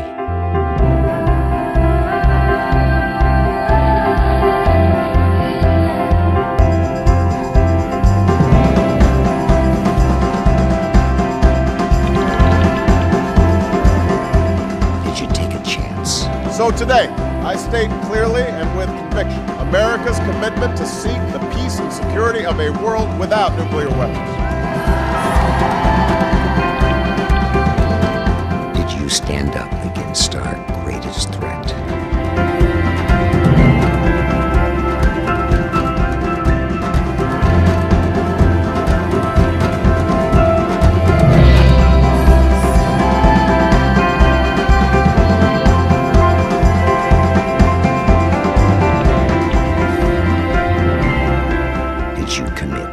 Change the world.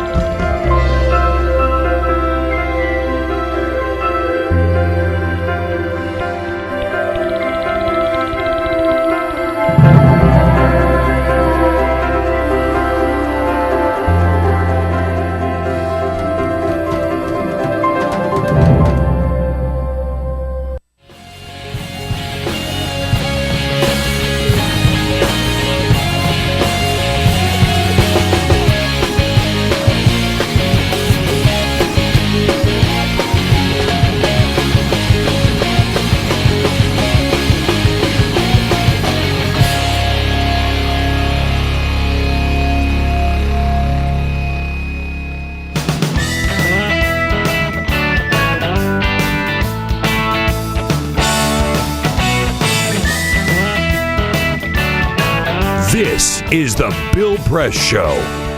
All right, at 33 minutes after the hour, Wednesday, September 11, 2013, the Bill Press Show. We're coming to you live from our nation's capital. In studio with us, Chicago Sun-Times, Washington Bureau Chief. One-man operation here. One-woman operation. What am I saying? Lynn Sweet. Hi, Lynn. How you doing? Good morning, Bill. Thank you again for being here. With a regular team. And we've been talking a lot about Syria, but this headline, front page, Washington Post, here we are again.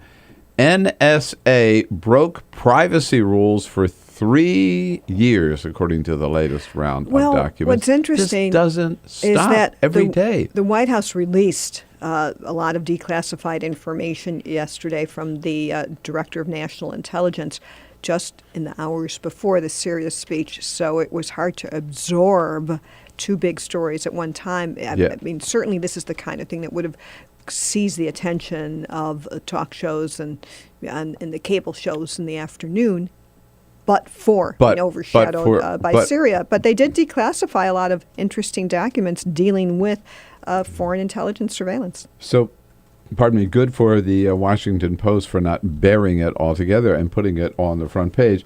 Rebecca Sinderbrand didn't let them bury this either. She's a deputy White House editor for Politico, joins us on our newsline this morning, has been reporting on this. Hi, Rebecca. Good morning. Good morning. Thanks for joining us. So what is the latest? What did we learn about the privacy rules? For 3 years, NSA is actually, but let me back up. Lynn and I both heard, and you have too, Rebecca, President Obama say at the White House, I'm confident that there's been no abuse of NSA by looking into people's phone calls and everything. I'm confident that they might got the mega data, but they listen in any phone calls. This sort of says, oh, yes, they did, didn't they? Well, that's right. And, it's important to note 2 points. First of all, as Lynn very smartly notes, you don't want to call this necessarily a new dump, but when you're releasing something like this in the hours before a major presidential address, you're basically giving a tip of the hat to the fact that this probably isn't going to grab front-page headlines in most of the nation's newspapers. You're basically expecting that it's going to get buried by a much larger story. So clearly a bit of strategy from the White House there. The defense that we've heard from the White House is something that we've heard from them quite a bit on this. This is a familiar line from Clapper, that these sorts of indiscretions with the program were only uncovered because of aggressive monitoring. So, the NSA itself, discovered this problem. Of course, in each of these instances, when we've heard about this, the problem was long-standing and continued for years before being uncovered or before being stopped. And so this is not some sort of one-off. This is a repeat occurrence with each of these problems that have been uncovered with the agency. So they take credit for uncovering it themselves. Well, actually, I'm looking at the note, and I'm sure this is not no surprise to this is not secret because it was part of the letter that was released under Clapper's name. Clapper's the director of national intelligence. At the very end of a long letter explaining in the most dense language possible, the most this is not plain spoken when you look at what they released. It's governmentese. Governmentese. But at the very end, he says, oh, by the way, he says, once these, what they call compliance incidents, now could you think of a more obfuscating term, were discovered in the telephony metadata collection program, additional checks, balances, and safeguards were developed to help prevent future instances of noncompliance. Talk about, that's the last sentence. I would think they buried the lead. Well, hey, Rebecca, so first, this again is all, or is it part of what we learned from Edward Snowden? That's right. The other kind of, this is one of those programs that was disclosed when Edward Snowden leaked it in June. Of course, what we're kind of learning from this, the information that was released yesterday and the information that was released by Snowden is these programs were so complex that, number one, seems like a lot of people at the NSA itself didn't really understand the technology that they were working with, and number two, and the government has used that to some extent as a defense here. And also that the court that was set up for the monitoring of this was completely overwhelmed, and it's so complex that the court itself also really wasn't equipped, and that's giving a lot of fodder to critics who would like to beef up the oversight. I think that's an important point, Lynn. Where I said we don't have to worry about this because the FISA court is there.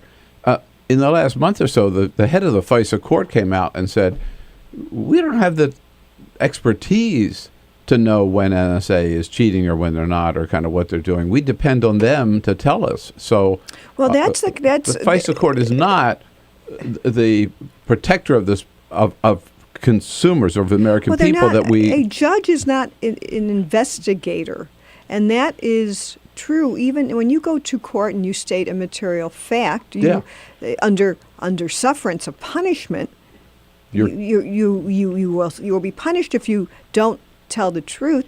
But every fact that's presented to the judge, I read some of the declassified documents that were part of the disclosures yesterday. If you challenged every assertion in there, it would be impossible to have a court hearing. And this could be true whether it's a routine matter or not.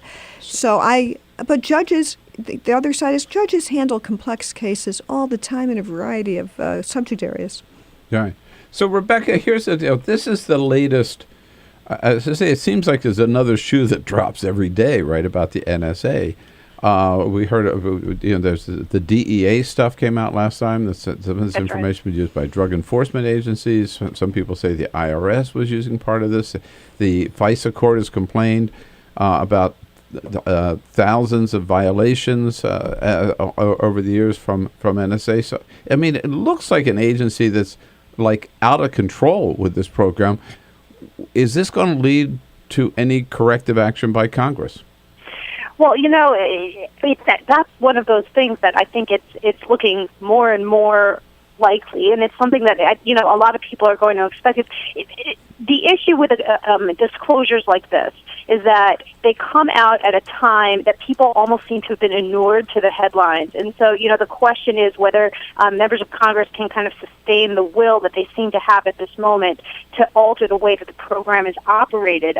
We do know that as a result of the breach of the court's orders, the court essentially put the NSA on probation, right? We know this, that they had an advanced approval process that that continued for some time at least. So the fact that at least for some time a process that required that kind of advanced case by case approval was in place that could support arguments from civil liberties groups and other critics, congressional critics, who said, look, the court should be involved every single time a number is added to the list. It may be cumbersome, but we need to equip the court with the tools that it can maintain that level of involvement. Lynn, one of your senior senator from Illinois has been one of the most outspoken, Dick Durbin, on critical of the NSA and of the need for some of the whole spying program, right? And some legislation that would say if you have sufficient cause, then you have to make that case before you go and get this information. Right, and I'm not sure if all these stories will result in opening up the FISA court, which is, I know that does every proceeding have to be secret? Maybe. May not be interested in knowing if there is any way to open this up, to make it more transparent. Because when the government declassifies documents when it suits them, then you have to ask, did it need to be classified to begin with? Mm-hmm. And I think that's part of where Durbin may be coming from.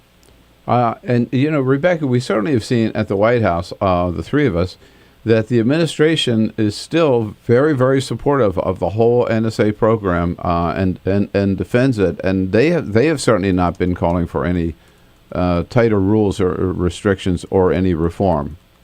Well, the line that you get from the administration is, to some extent, a different version of the line that you get on Syria, with the issue is not so much the policies, whatever they are or may not be, but it's a matter of kind of educating people and bringing them to a greater level of comfort with what the appropriate policy should be. And so that's what, most of these disclosures seem to be. They seem to be, the administration stresses that all of these releases are coming at the president's instruction. And this is just to bring people to a greater level of comfort. And, now there's this Tumblr page that's releasing documents, and it's just a matter of messaging more than policy, it seems, for the administration. And that's been kind of the approach on several fronts. Yeah, right. If you only understood why we're spying on you, then you would be happy with the fact that we're spying on you. Yeah, that the president making that sums it up, yeah. Yeah, sums it up, okay. Hey, Rebecca, it's a busy time, and we wanted to take time out from Syria to talk about this. Thanks so much for joining us this morning. Thanks for having me. Deputy White House Editor from Politico, Rebecca Sinderbrand. You follow her stuff at Politico.com, and you can follow Lynn Sweet on Twitter at Lynn Sweet. And we'll be right back. Follow us on Twitter at BP Show. This is The Bill Press Show.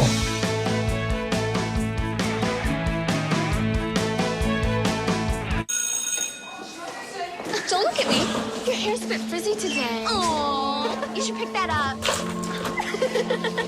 Oh, you're such a dork, loser. Here, let me help you with that. Oops. Every day, kids witness bullying. Oh, look, your crush is looking at you. Poor you. They want to help, but don't know how. See, no one here's gonna help you, because no one Teach your likes kids how to be more than a bystander. Visit stopbullying.gov. If you drive buzzed, it could cost you around $10,000. You'll face major legal fees, major fines, and steep insurance penalties. You could lose everything. Nothing kills a buzz like getting pulled over for buzz driving, because buzz driving is drunk driving. When some people struggle with their mortgage payments, they become frozen, petrified. Not knowing what to do, they do nothing. But the people who take action are far more likely to get the most positive outcome. Making home affordable is a free government program. Call now to talk one-on-one with a housing expert about the options that are right for you. Real help, real answers, right now.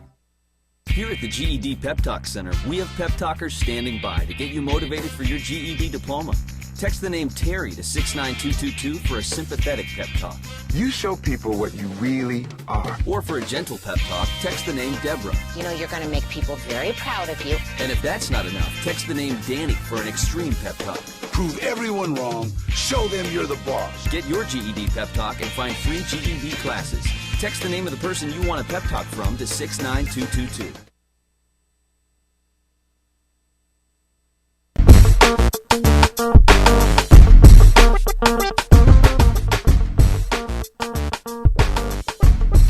Hey friends, just a little reminder that our third hour together this morning will not be carried on Free Speech TV, but you can continue watching online. Just go to your computer to youtube.com/TawkrTV.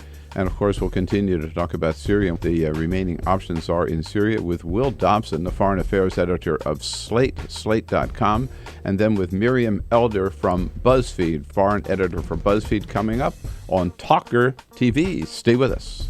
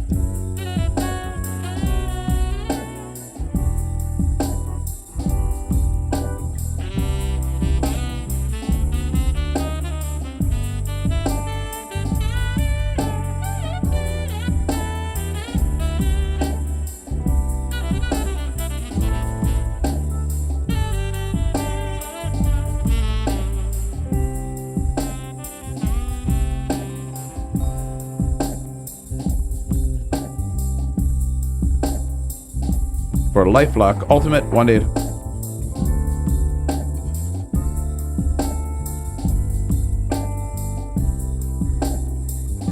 Hour here as a friend of Bill, as Lynn Sweet is the bureau chief, Washington bureau chief for the Chicago Sun-Times. I don't know how you do it, Lynn. I mean, you are everywhere, covering everything going on in this town. At least Pennsylvania Avenue, you one end or the other, that covers most of it. Peter, what's going on? Remember, there are several ways to reach out and get in touch with the show. You can find us on Twitter at BP Show, And if you're watching the live stream on TawkrTV, TAWKR TV, there's a chat room there. You could join in as well. We're also on Facebook. Don't forget. Facebook.com/Bill Press Show, where we mentioned in the last hour that the New York Times does not have a story about the 9/11 anniversary on their front page. There's no mention of it. How do people feel about that? Andrew Hallback says we need to live in the present and learn from the past, which I think is a really good way to put it. Debbie Rodriguez says maybe it's time. I'm sick of all the feel-good stuff when we have first responders unable to get medical help. It's disgraceful. So you can chime in and join the show a number of ways. Those are just a few of them. Well, I'm glad, actually, that you brought that up, because how many of us even knew about the term first responder before 9/11, 12 years ago? Great point. Or who understood that there were heroes that ran towards the fire, not away from it. Mm-hmm. Yeah, and we're going up that stairs while a lot of people were coming down. You know, now absolutely, they are real heroes. And I remember when Carol and I went to Ground Zero for the first time shortly after 9/11, and we were there in a long line of people just to get to the site so we could see the site, and some first responders walked by, they were still there cleaning out the rubble at that time, right? And they just walked by like they were like taking a break or something, and everybody just spontaneously broke out in applause just to see them on the job. Absolutely. We've been talking a lot about Syria, and we'll continue to talk about that in the next hour. But Lynn, here's a story that really caught my attention. The word is out this morning on how well the Americans did in 2012, and maybe we shouldn't be surprised to learn that once again, the top 1% of Americans ended up with 20% of the income wealth, the wealth and the income growth, and the top 10% actually got 50% of it. So this It's the miracle of compound interest. I guess it is, yeah. No, but your point is the rich get richer, right? And it's this income inequality gap that just keeps growing. It's bigger than it's been since 1929, and we know what happened in 1929. Well, and this comes up as Congress and some state legislatures are poised to or have been debating raising the minimum wage, which is incredibly controversial, which impacts so many people. And even if you're not making minimum wage, it impacts people because, you know what, you may pay more for some fast food if people get more money for preparing it. There's so much, when you talk about income inequality, when you talk about then allied subjects such as Made in America and why jobs are overseas because of wages, it's such a rich topic, but it's all about people at this very end of the economic scale. And when you think of the wealth amassed at the other end, it just shows how hard it is to have economic equality, because you don't want to live in a society that does not reward people for making it, that you don't want to punish people because they're good at making money. I think isn't the whole question, and this is why shows like yours with listeners really are always asking, everyone wants to make money. No one wants to say you shouldn't be rich, but you want to do it the right way. And you want the rules to be fair and square. And you don't want people gaming the system in order to become wealthy. And you don't want a system which we have today, unfortunately, where, a few people are doing very, very, very well, but most Americans are working their butts off, right? So not making any progress at all, and so not moving up. Tell me if all the wealth has gone way up here. Is this too controversial to say? Let's not begrudge that wealthy people, that the 1%ers are doing well. No. Because, everyone, who doesn't want to make more money? And that bump up in the percentage of money that the 1%ers have maybe isn't the real issue. Let's not waste time unless people are doing something wrong. But it does show how hard it is to bring up the other end. It seems easier for the 1%ers to have wealth creation than it does to have earnings creation on the other end. All right, I'll take some away from the people up here. Robin Hood. And give it to the people down here and even it all out. And with that, that's another discussion, another day. Lynn Sweet, great to see you. Thanks. See you later at the White House today, and I'll be back and tell you what the president's up to. This is the Bill Press Show.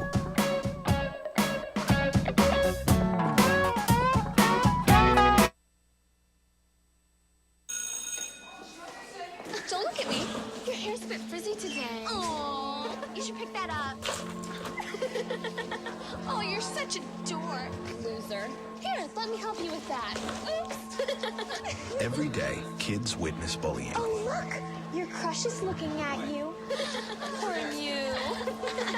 They want to help, but don't know how. See, no one here's gonna help you, because no one Teach likes your kids how to be more than a bystander. Visit stopbullying.gov. If you drive buzzed, it could cost you around $10,000. You'll face major legal fees, major fines, and steep insurance penalties. You could lose everything. Nothing kills a buzz like getting pulled over for buzz driving, because buzz driving is drunk driving. When some people struggle with their mortgage payments, they become frozen, petrified. Not knowing what to do, they do nothing. But the people who take action are far more likely to get the most positive outcome. Making home affordable is a free government program.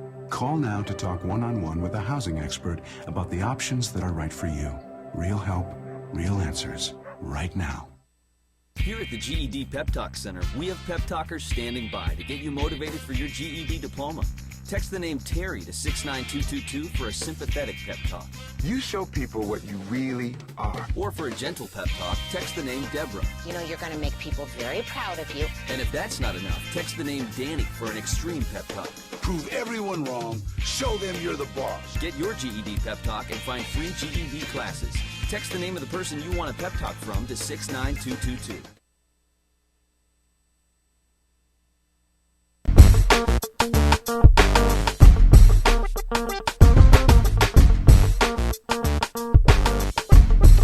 Hey friends, just a little reminder that our third hour together this morning will not be carried on Free Speech TV, but you can continue watching online. Just go to your computer to youtube.com/TawkrTV.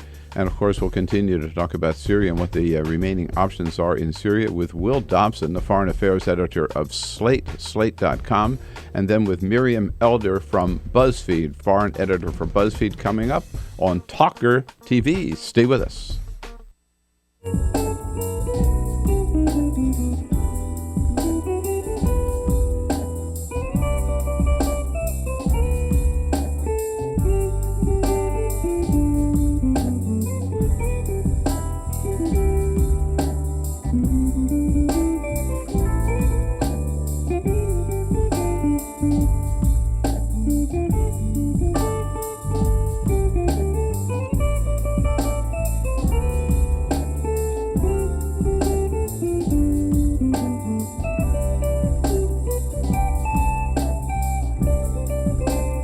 President, First Lady, and Dr. Jill Biden will observe a moment of silence on the South Lawn at the White House, which they do every year, and they will on this 12th anniversary at 8:45 this morning.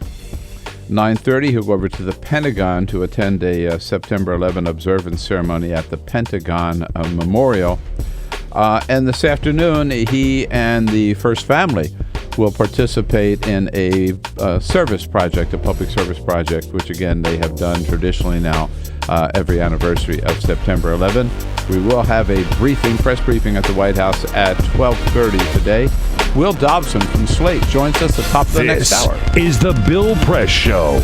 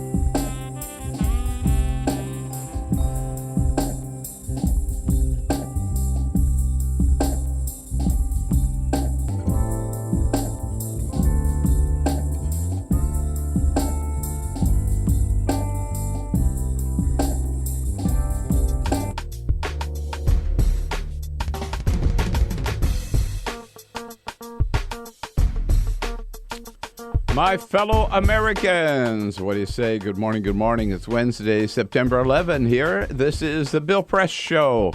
We are coming to you live from our nation's capital in our studio right here on Capitol Hill, just down the street from where all the action was yesterday on many fronts. We will tell you what's going on, the latest on Syria, the latest on the elections held yesterday around the country. And then open up the phones, open up the social media lines, and take your calls and your comments. You can give us a call at 866-55-PRESS. That's our toll-free number. Join us on Twitter at BP Show and on Facebook at facebook.com/Bill Press Show. President Obama last night in a 17-minute address from the Cross Hall there at the White House, making a passionate case first for why we should bomb Syria. President Obama saying American values demanded that we respond to Syria's use of chemical weapons, making a very strong case for why it was important to involve Congress in that decision, because we're stronger, he said, when we act together. And then, having made the case for bombing Syria, he turned around and made the case for not doing anything right now, because we have this possibility through a diplomatic solution and the United Nations of having Syria abandon all of its chemical weapons, and even signing the Chemical Weapons Convention. In New York City, Bill de Blasio comes in number one, may even have gotten enough to avoid a runoff. Eliot Spitzer loses his bid for city controller. And in Colorado, 2 state senators recalled because they were strong and courageous enough to stand up for gun safety. We'll tell you all of that and more right here on The Bill Press Show. This is The Bill Press Show.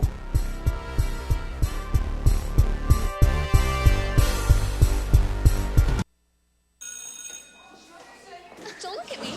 Your hair's a bit frizzy today. Aww. You should pick that up. Oh, you're such a dork. Loser. Here, let me help you with that. Oops. Every day, kids witness bullying. Oh, look. Your crush is looking at you. Poor you. They want to help, but don't know how. See, no one here's gonna help you, because no one Teach likes your you. kids how to be more than a bystander. Visit stopbullying.gov. If you drive buzzed, it could cost you around $10,000. You'll face major legal fees, major fines, and steep insurance penalties. You could lose everything. Nothing kills a buzz like getting pulled over for buzz driving, because buzz driving is drunk driving. When some people struggle with their mortgage payments, they become frozen, petrified. Not knowing what to do, they do nothing. But the people who take action are far more likely to get the most positive outcome. Making home affordable is a free government program. Call now to talk one-on-one with a housing expert about the options that are right for you. Real help, real answers, right now. Here at the GED Pep Talk Center, we have Pep Talkers standing by to get you motivated for your GED diploma. Text the name Terry to 69222 for a sympathetic pep talk. You show people what you really are. Or for a gentle pep talk, text the name Deborah. You know, you're going to make people very proud of you. And if that's not enough, text the name Danny for an extreme pep talk. Prove everyone wrong. Show them you're the boss. Get your GED pep talk and find free GED classes. Text the name of the person you want a pep talk from to 69222.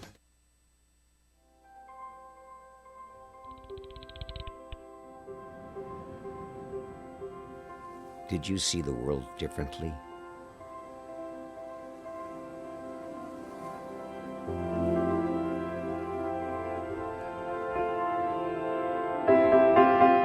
Did you celebrate the victory?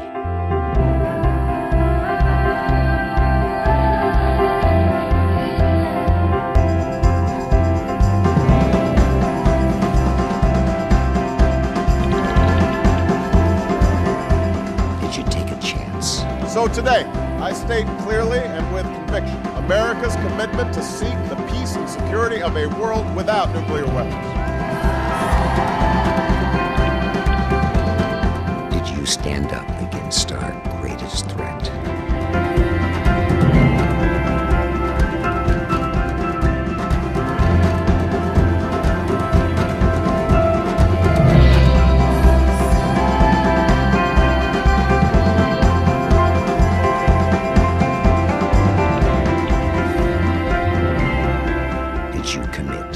change the world.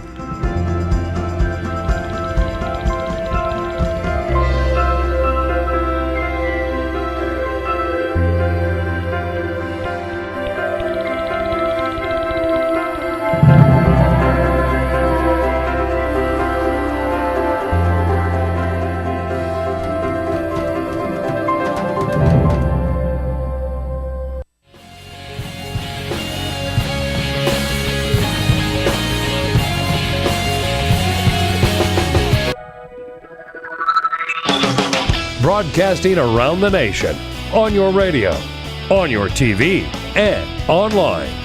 This is the Bill Press Show. President Obama quoting John Lennon.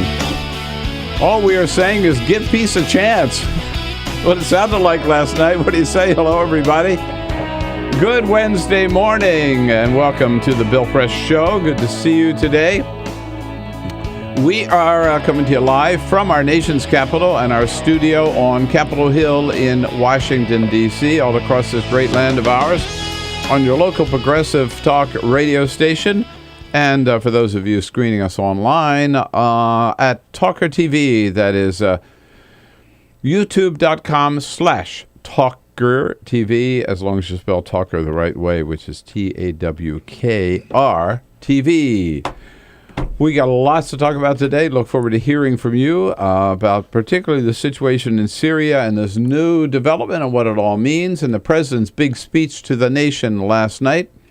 866-55-PRESS is how you join us by phone. That's our toll-free number. At BP Show. At BP Show is where you find us on Twitter, and on Facebook, facebook.com/Bill Press Show. We have often turned to Will Dobson, Foreign Affairs Editor for Slate, to discuss issues related to foreign policy, and particularly lately in relation to Syria. And Will is kind enough to join us in studio again this morning. Will, good to see you. Thanks for having me. I don't know how the situation has changed today, but every day. It's early. I know. Yeah. What we know is today will be entirely different from yesterday, which was entirely different from Monday. Yeah. That's the only constant. Yes, is change. It's change, right. Heraclitus once said that, I think. Peter Ogburn. Hey. Hello, good morning. Dan Henning. Good morning. Happy Wednesday. We have Alicia Cruz here on the phones, and Cyprian Bowling is always keeping us looking good on that video cam. Will, it wasn't just Syria yesterday, although that certainly dominated the conversation here in our nation's capital. But there was a big primary up in New York City. We've got some winners and some losers. The big winner, although it's not clear yet whether he won the Democratic primary without the need for a runoff, but way out in front, Bill de Blasio last night talking victory. Thinking big isn't new to us. It's at the very foundation of who we are and who we've always been. It is essential to our character as New Yorkers. Right. Bill de Blasio, a good friend of our program, and he is number one. If there is a runoff, it will be against Bill Thompson. Christine Quinn came in third. You talk about a guy catching fire at the right time. He sure did. Oh, yeah. Yeah. He really, really lit up right when he needed to. Yeah, he was down third or fourth in the polls, yeah. But he had a very strong message. He is the most non-Bloomberg candidate, if you will. And, you understand after 12 years, people are ready for a change, and he rode that wave. Our good friend, Elliot Spitzer, former colleague on Current TV and a frequent guest, used to be a regular guest here on the Bill Press Show, looked like he was going to win the city controller's race. He didn't. Lost to Scott Stringer last night. And Elliot Spitzer saying, but you haven't seen the last of me. I say to the public, all of us should serve, participate. I intend to do so in different ways. And I thank you all, friends, family, loved ones, those who joined me over the years. It has been a privilege, and I thank you so very much tonight. The good news last night, of course, is that this is the end of the road for Anthony Weiner. And he recognized he may have had some good ideas, but nobody was going to buy them from him. We had the best ideas. Sadly, I was an imperfect messenger. To say the least, right? Yeah. And his political career ended in the most perfect fashion as he rode off into the sunset in the back of a car, flipping the bird to somebody as he rode off. Yeah. Literally, that's he gave the bird to a reporter on his way out. If I'd been treated like him by the media, I would have flipped the bird. All right, so Will Dobson here for the first half hour. Then we'll be joined by Miriam Elder from Buzzfeed, and we'll get right to it. But first, This is the Full Court Press. Other headlines making news on this Wednesday. Senator Harry Reid is a big Neil Young fan. The Heart of Gold singer was on Capitol Hill yesterday to help promote the Farm Bill, and folks noted he didn't have a guitar with him. So Senate Majority Leader whipped out his iPhone and started playing some Neil Young tunes. Only problem, Hill notes that Reid did not know how to stop the music on his phone once he started playing. Wow, isn't that funny? He's got on his iPhone? On his iPhone. Harry? Yep. Harry Reid's a Neil Young fan, ready to go. Who knew? The U.S. News and World Report released its annual college rankings yesterday, and Princeton University. I University. should have played some Neil Young off my iPhones.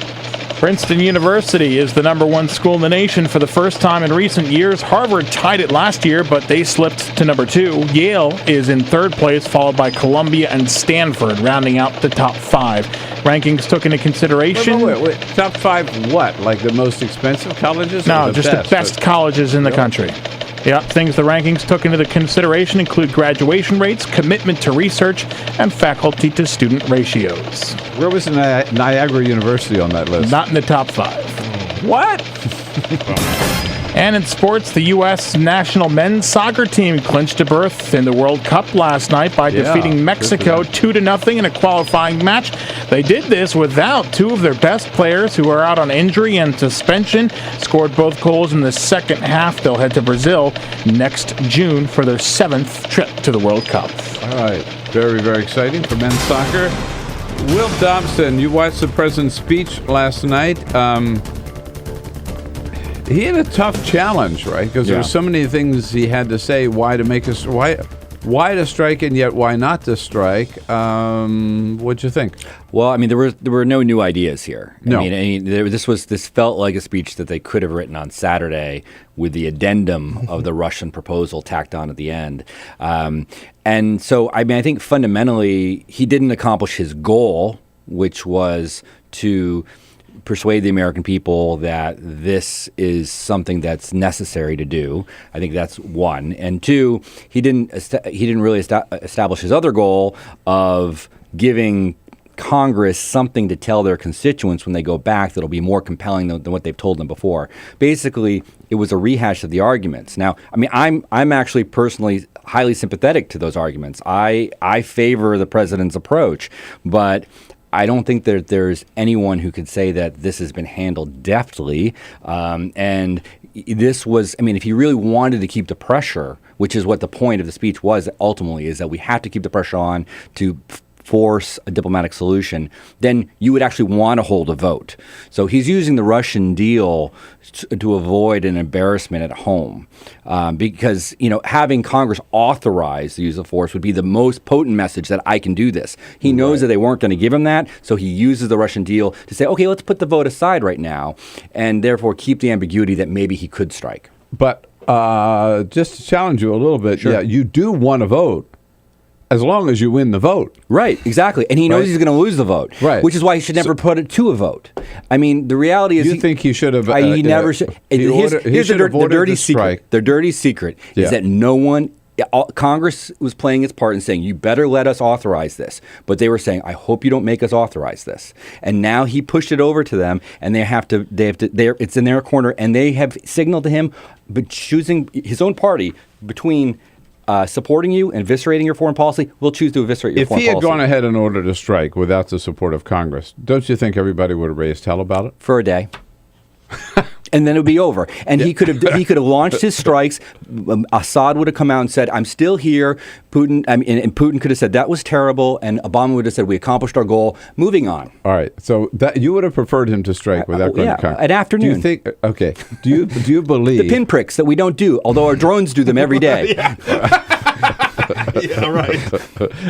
All right. But do you honestly think that he has the constitutional authority to do that? No, he doesn't. And no American has stopped no American president since the end of World War II. True. Yeah. True. So, right. I mean, everyone's asking, why are you breaking form? Yeah. You know, I mean, and instead what you did is you end up creating a mess for yourself. You weaken your presidency. You make your party back away from you.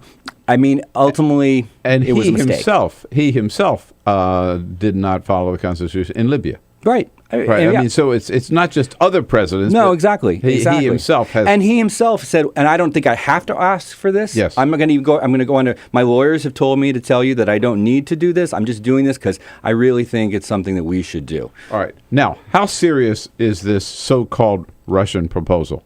It's not serious. I mean, at the end of the day, should we look into it? Absolutely. I mean, there's a way to avert war. It's worthwhile to go down that avenue. But at the end of the day, the idea that Assad is going to self-disarm the weapon that is the one thing that ensures his survival if the opposition ever gets the upper hand is sort of ludicrous. I mean, what he has accomplished here and what with Putin's help is to create a diplomatic avenue for us to now argue over for the next several weeks about, well, wait a minute, will this be backed up by force? Will not be backed up by force? Will he comply? Is he complying?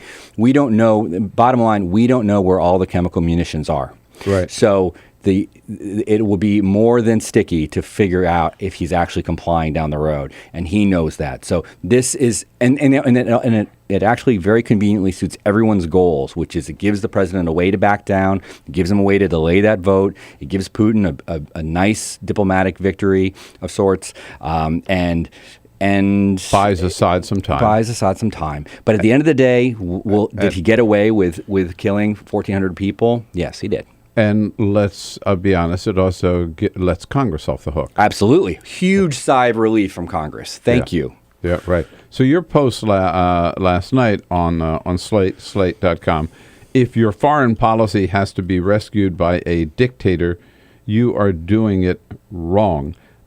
Because so this whole thing, for this to look at this seriously, you have to take Vladimir Putin and Bashar al-Assad seriously. Yeah. You have to trust them. Right. I mean, Ronald Reagan said, trust but verify. Neither can we do here. We cannot trust, nor will we have a really reasonable way of verifying.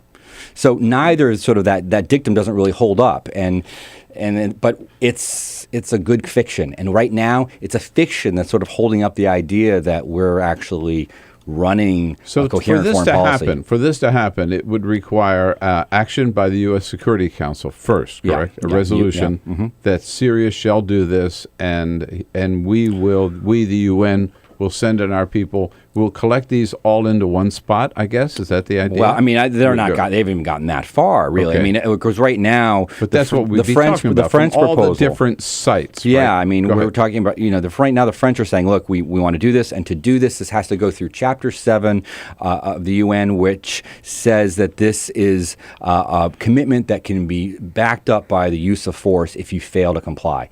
So that is going to be the nub of the argument right now. And Putin's response late yesterday was to say, wait a minute, I can't actually ask Assad to begin to do any of this if you don't take the threat of a strike off the table. Why should he even be serious? I mean, so already you begin to see the contours, the outlines of where the debate and argument and negotiation will be. And it's far away from, yes, I agree. I mean, the media has really gotten kind of far out ahead and saying, Syria agrees, they will disarm. No, they haven't said that. The statement from the Syrian foreign minister was far more nebulous than that. They have not pledged to disarm. They have pledged to work with Putin and to I forget the exact verb they used, but to stop U.S. aggression. So, I mean, this is still, that we're getting a little bit far ahead to say that they're on board. No, there are details upon details to work out here. And that's exactly what they want. They want to bog this down in the UN, make this debate in the corridors of the United Nations that then buys everybody the time, as we said. Okay. And then we also have to remember there's something else going on in Syria right now called a civil war. Right. And this whole operation to get rid of the chemical weapons or to collect them and ultimately to destroy would have to happen in the middle of the civil war. Right? Yeah. So isn't that like impossible? Well, I mean, I don't know that it's impossible, but the biggest, that to me, that isn't the biggest problem here. The biggest problem is that we wouldn't have a willing partner in Assad to actually do this. I mean, the idea that he's really going to say, okay, about 2 blocks down, take a left, you'll find, a hefty dose over there, but go a little bit further, and that's where my real stockpile. No, I mean, I don't really think he's going to give us a map. He's going to indicate that he's willing to talk about these things, because why wouldn't he? He doesn't want to be bombed. and and he will succeed to and ultimately, what's the message from Damascus? Realizes that the Obama administration will do absolutely anything it possibly can to avoid doing anything. I don't know. What's the way out here? I don't know, man. It is changing by the day. Will Dobson's here from Slate. Let's talk about it. You've got a question or a comment on how you think it's all coming down at 866-55-PRESS on the Bill Press Show with Wednesday morning. This is the Bill Press Show.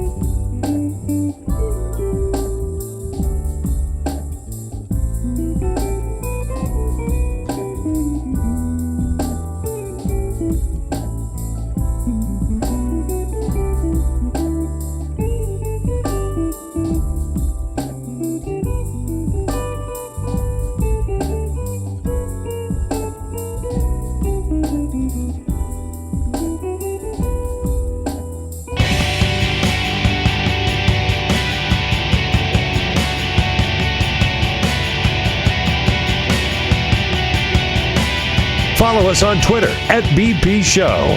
This is The Bill Press Show. Miriam Elder, foreign editor for Buzzfeed, joins us in the next half hour. Right now we're visiting with Lou Dobson. Lou Dobbs. That's your brother, right? Lou Dobbs. Uncle Lou. Crazy Uncle Lou. Oh, that. Will Dobson, politics and foreign affairs editor for Wasn't Slate. at the reunion this year. Peter, you had one other article you wanted to throw. Yeah, today is the day, by the way. Going on sale in Whole Foods today is a new product. It's an artificial egg. It's not like, we've seen egg substitutes and things like that in the past. Yeah, These are artificial eggs. They're made entirely from plants. It's backed by two little guys you may have heard of, Bill Gates and Peter Thiel from PayPal. They're the ones sort of fronting the money for this project, but it's called Beyond Eggs. California Whole Foods are going to start selling them today, and they can be used in baking, mayonnaise. If you're making a mayonnaise, you use these instead of real eggs, and it's all plant-based. It's the first time they've had an egg substitute that's this versatile. What's the purpose? You stop using animal products, and that you can grow eggs. You don't have to rely on having a giant farm of chickens to have these eggs. You could grow it from plant material. You don't grow eggs. How many chemicals are involved in this process? No, but you don't grow eggs. Somebody else is growing the plants that then somebody takes and makes an egg. Oh, yeah. You don't have an egg bush. You don't have an eggplant, right? Right. No. But the plant, it's easier to grow plants to make the stuff than it is to have a giant farm of chickens. Is the idea? I'm not impressed. Okay. All right. I am impressed with how long is it going to take, Will Dobson, for this whole thing to play out? Oh gosh, I mean, we don't know. I mean, we really don't know. A long time. I mean, and if the administration will want to give this as much room to succeed or fail as possible, and with the thinking being that if it really fails, then they can go back and this will strengthen their case for why what they were suggesting all along was necessary, and they'll end up looking wise if we can give this enough time, or if nothing else, something else will come forward which will allow them to delay even further. So it gets them out of this. They want to get out of this bind that they've put themselves in for the last several weeks. So we're talking weeks. How's President Obama come out of this? If he can, I mean, frankly, if he can get that delay, he can put this behind him and never have that vote. And that would be making the best of what was a terrible situation that he created for himself. And if we get rid of the chemical weapons without firing a shot, he'll look, no matter how sloppy it was, he'll look like a hero, right? Absolutely. Genius at work. And we saw it all unravel. It was always the plan, Bill. Always the plan. All right. Hey, Will, so great to have you. Thank you so much. This is the Bill Press Show. Look, you're the new kid.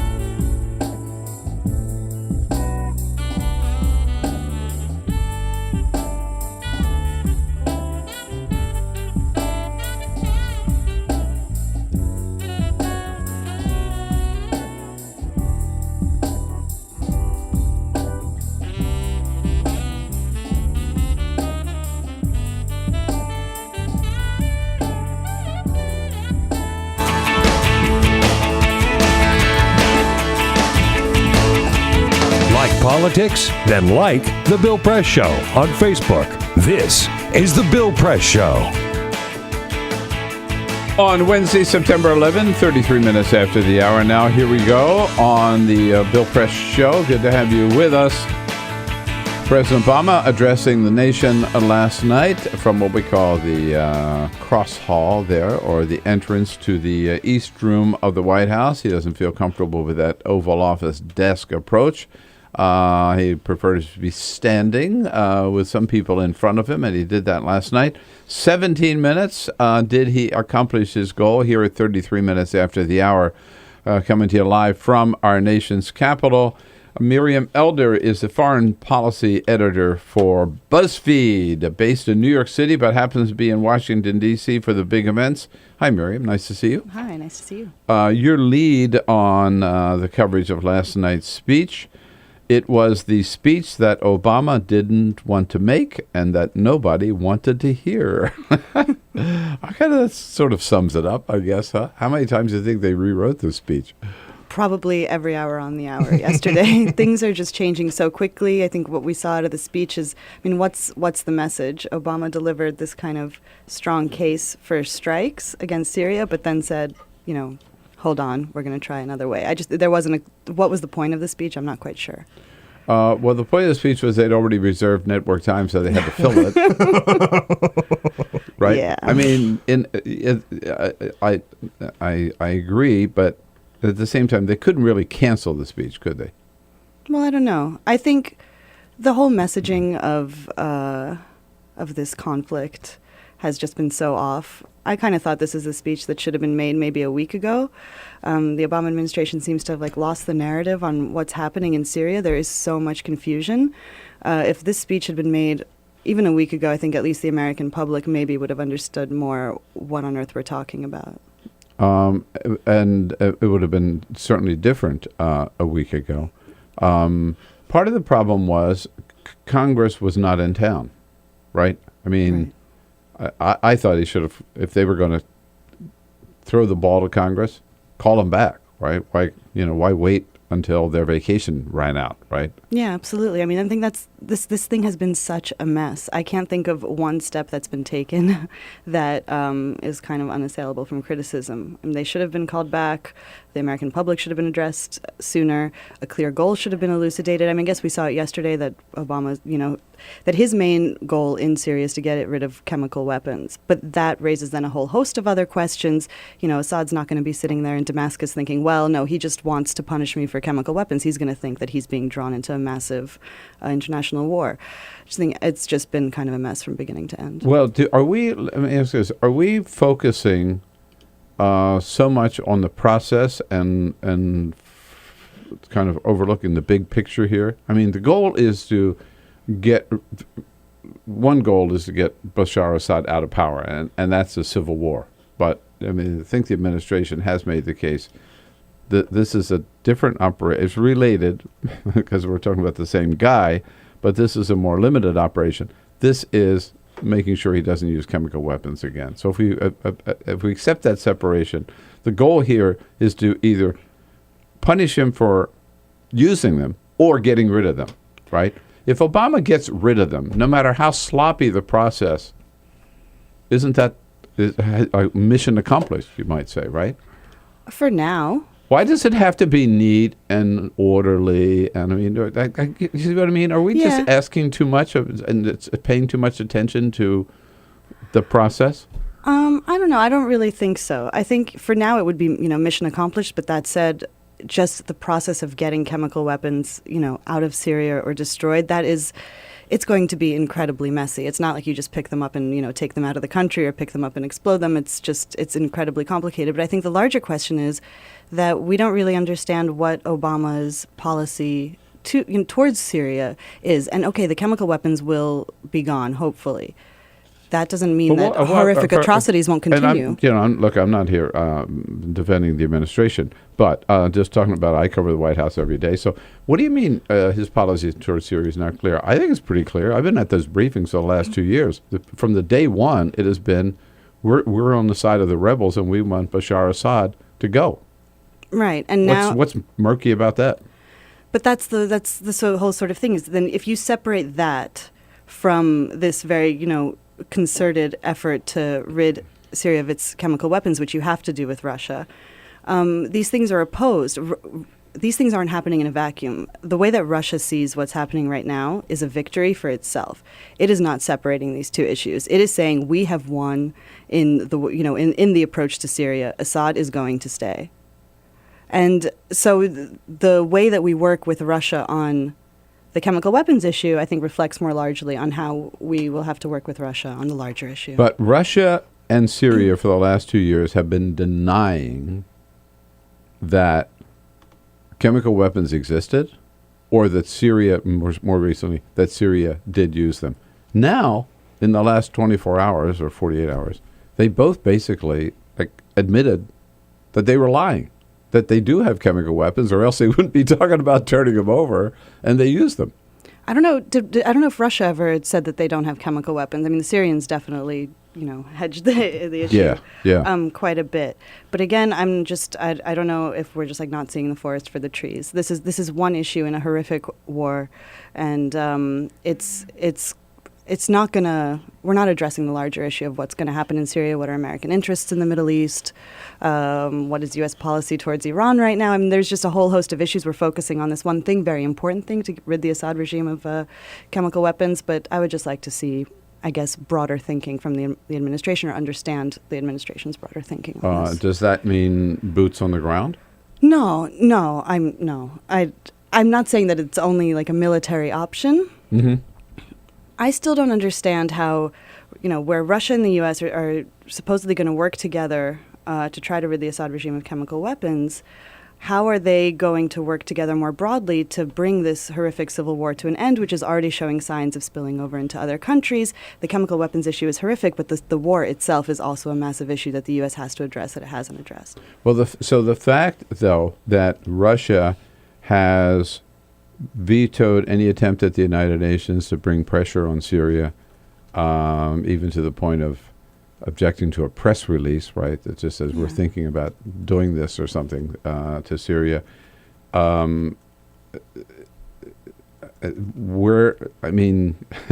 you hold Barack Obama responsible for Vladimir Putin's unwillingness to, even because of their economic interests in Syria, unwillingness to even put any pressure at all on Syria?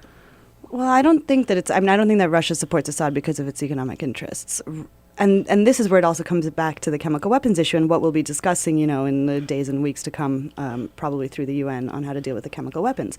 It's not like Russia has just woken up and thought, we want to fight for world peace. We are going to compromise our principles, and we're going to work together to make sure everything is, hunky-dory in Syria. The way that they see what they're putting forward right now is they see this as a way of protecting the Assad regime even further. I don't know how to formulate the Russian position. It's I don't know. The way I see their position is Syria buys a lot of weapons from them. They're making a lot of money off of Syria. Syria is their client. But it's I think the last time I checked, it's 5% of Russian arms sales globally. The fact of the matter is that Russia doesn't want the U.S. to decide how the world can look. They are incredibly fearful of regime change. Excuse me. They saw what happened in Libya, and this is also going to affect the way that they approach Syria. They decided not to veto a UN resolution on a no-fly zone over Libya, and see themselves as having been tricked, as that having provided cover for this operation that eventually that allowed the rebels to rid the country of Gaddafi. So they're going to sew up any holes that allow for the potential use of force. And so you've got Russia and China. I don't know. It sounds to me like you are defending Putin, right? And defend. Yeah. And No, I'm trying to make sure that. What I'm trying to do. I think they're pretty isolated in their support of Syria. I mean, nobody but China and Hezbollah and Russia support Syria. So I'm pretty comfortable saying I think we're on the right side when it comes to Syria. I'm not defending the Russian position. What I'm trying to do is explain the Russian position, and this is the point of view that U.S. officials, including Kerry, when he meets, Russian Foreign Minister Lavrov in Geneva on Thursday, this is the position that they're going to have to deal with, and I just hope that there is some realism in this approach. It's a cynical approach from the Russians. What do you think? What do you think Obama should do? Should he have bombed Syria without going to Congress? No, I've kind of avoided taking a position this way or that way. I'm not sure that bombing is the way to achieve what one wants in Syria. That said, I'm not sure still what the realistic end goal the Obama administration wants to see in Syria is. Is he doing the right, President Obama, doing the right thing in putting the vote on hold while we pursue this diplomatic possibility? I think sort of anything that gives us time to formulate a strategy for Syria is good. That said, I think all the delays, all the back and forths, they have degraded, degraded... Get some water there. We'll get to some more. They have degraded, this has become such a thing about credibility as well, credibility domestically, credibility internationally. I think it has degraded Obama's credibility abroad, probably, where they just see him as a flip-flop. All right, you can see the situation. It is changing as we speak here on Syria. Hard to keep up with. And hard for the American people and the Congress to deal with, let alone those of us in the media. What do you think about it? 866-55-PRESS. Your questions and your comments. Miriam Elder is with us. She's foreign policy editor for Buzzfeed, the great site, buzzfeed.com. We'll be right back. This is the Bill Press Show.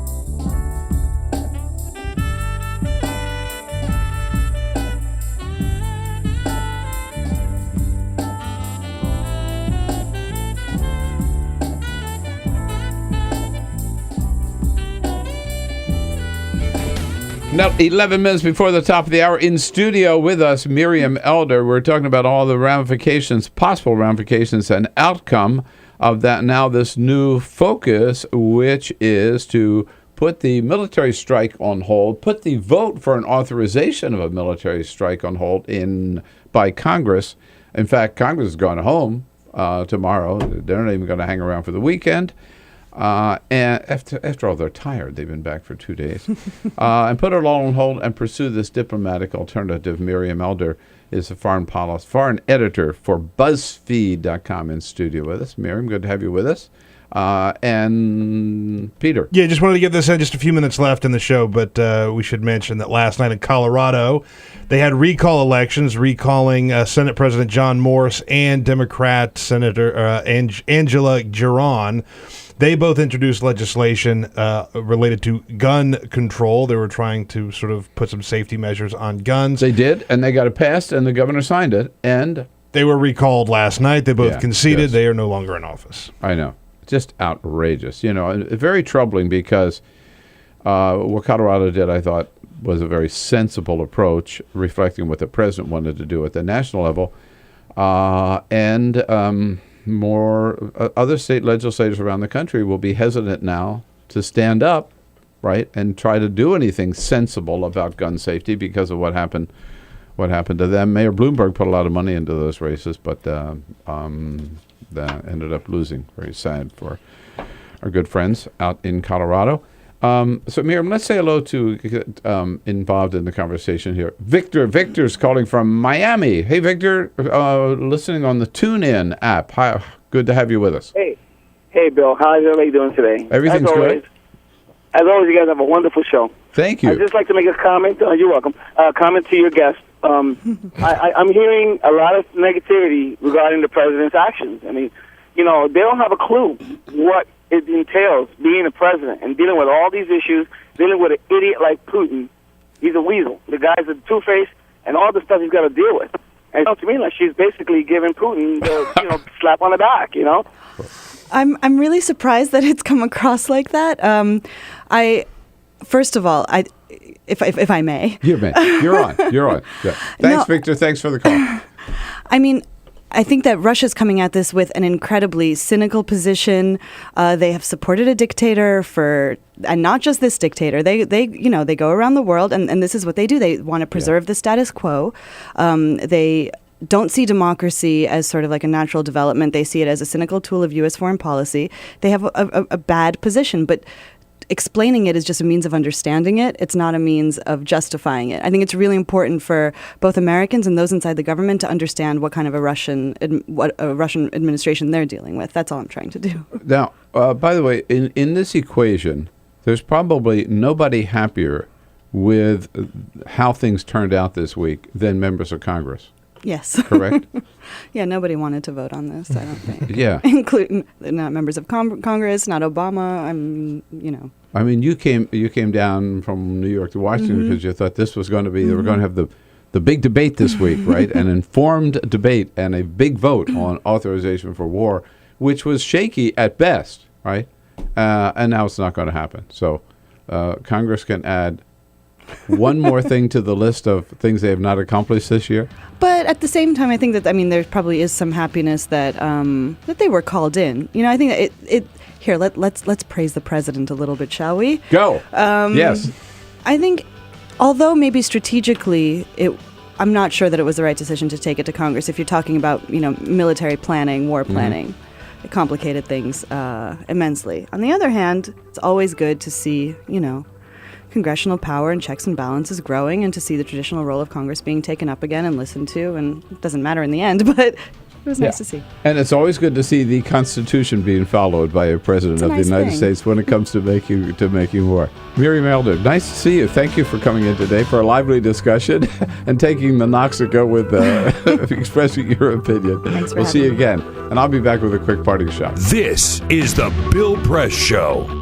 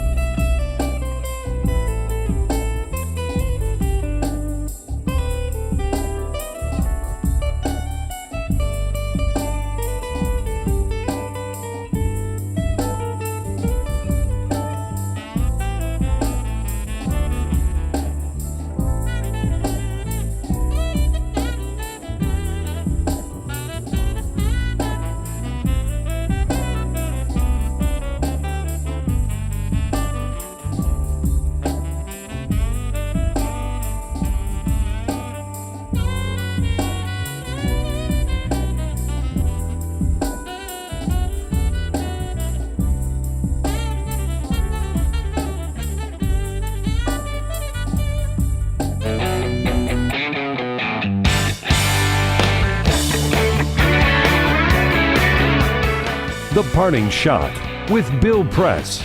This is the Bill Press Show. You know, I don't think any president had a more difficult speech to give than President Obama did last night. He had to convince a skeptical Congress and an American public why Syria is important. He had to explain why chemical weapons are especially dangerous.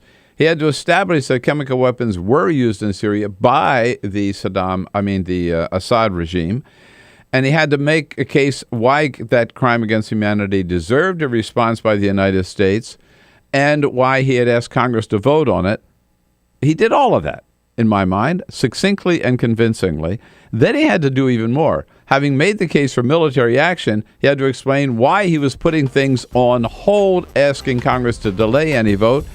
And I believe he made that case too.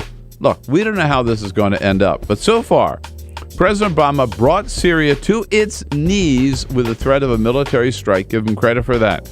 Now, if he can negotiate the peaceful surrender of Syria's chemical weapons without firing a shot, you know what?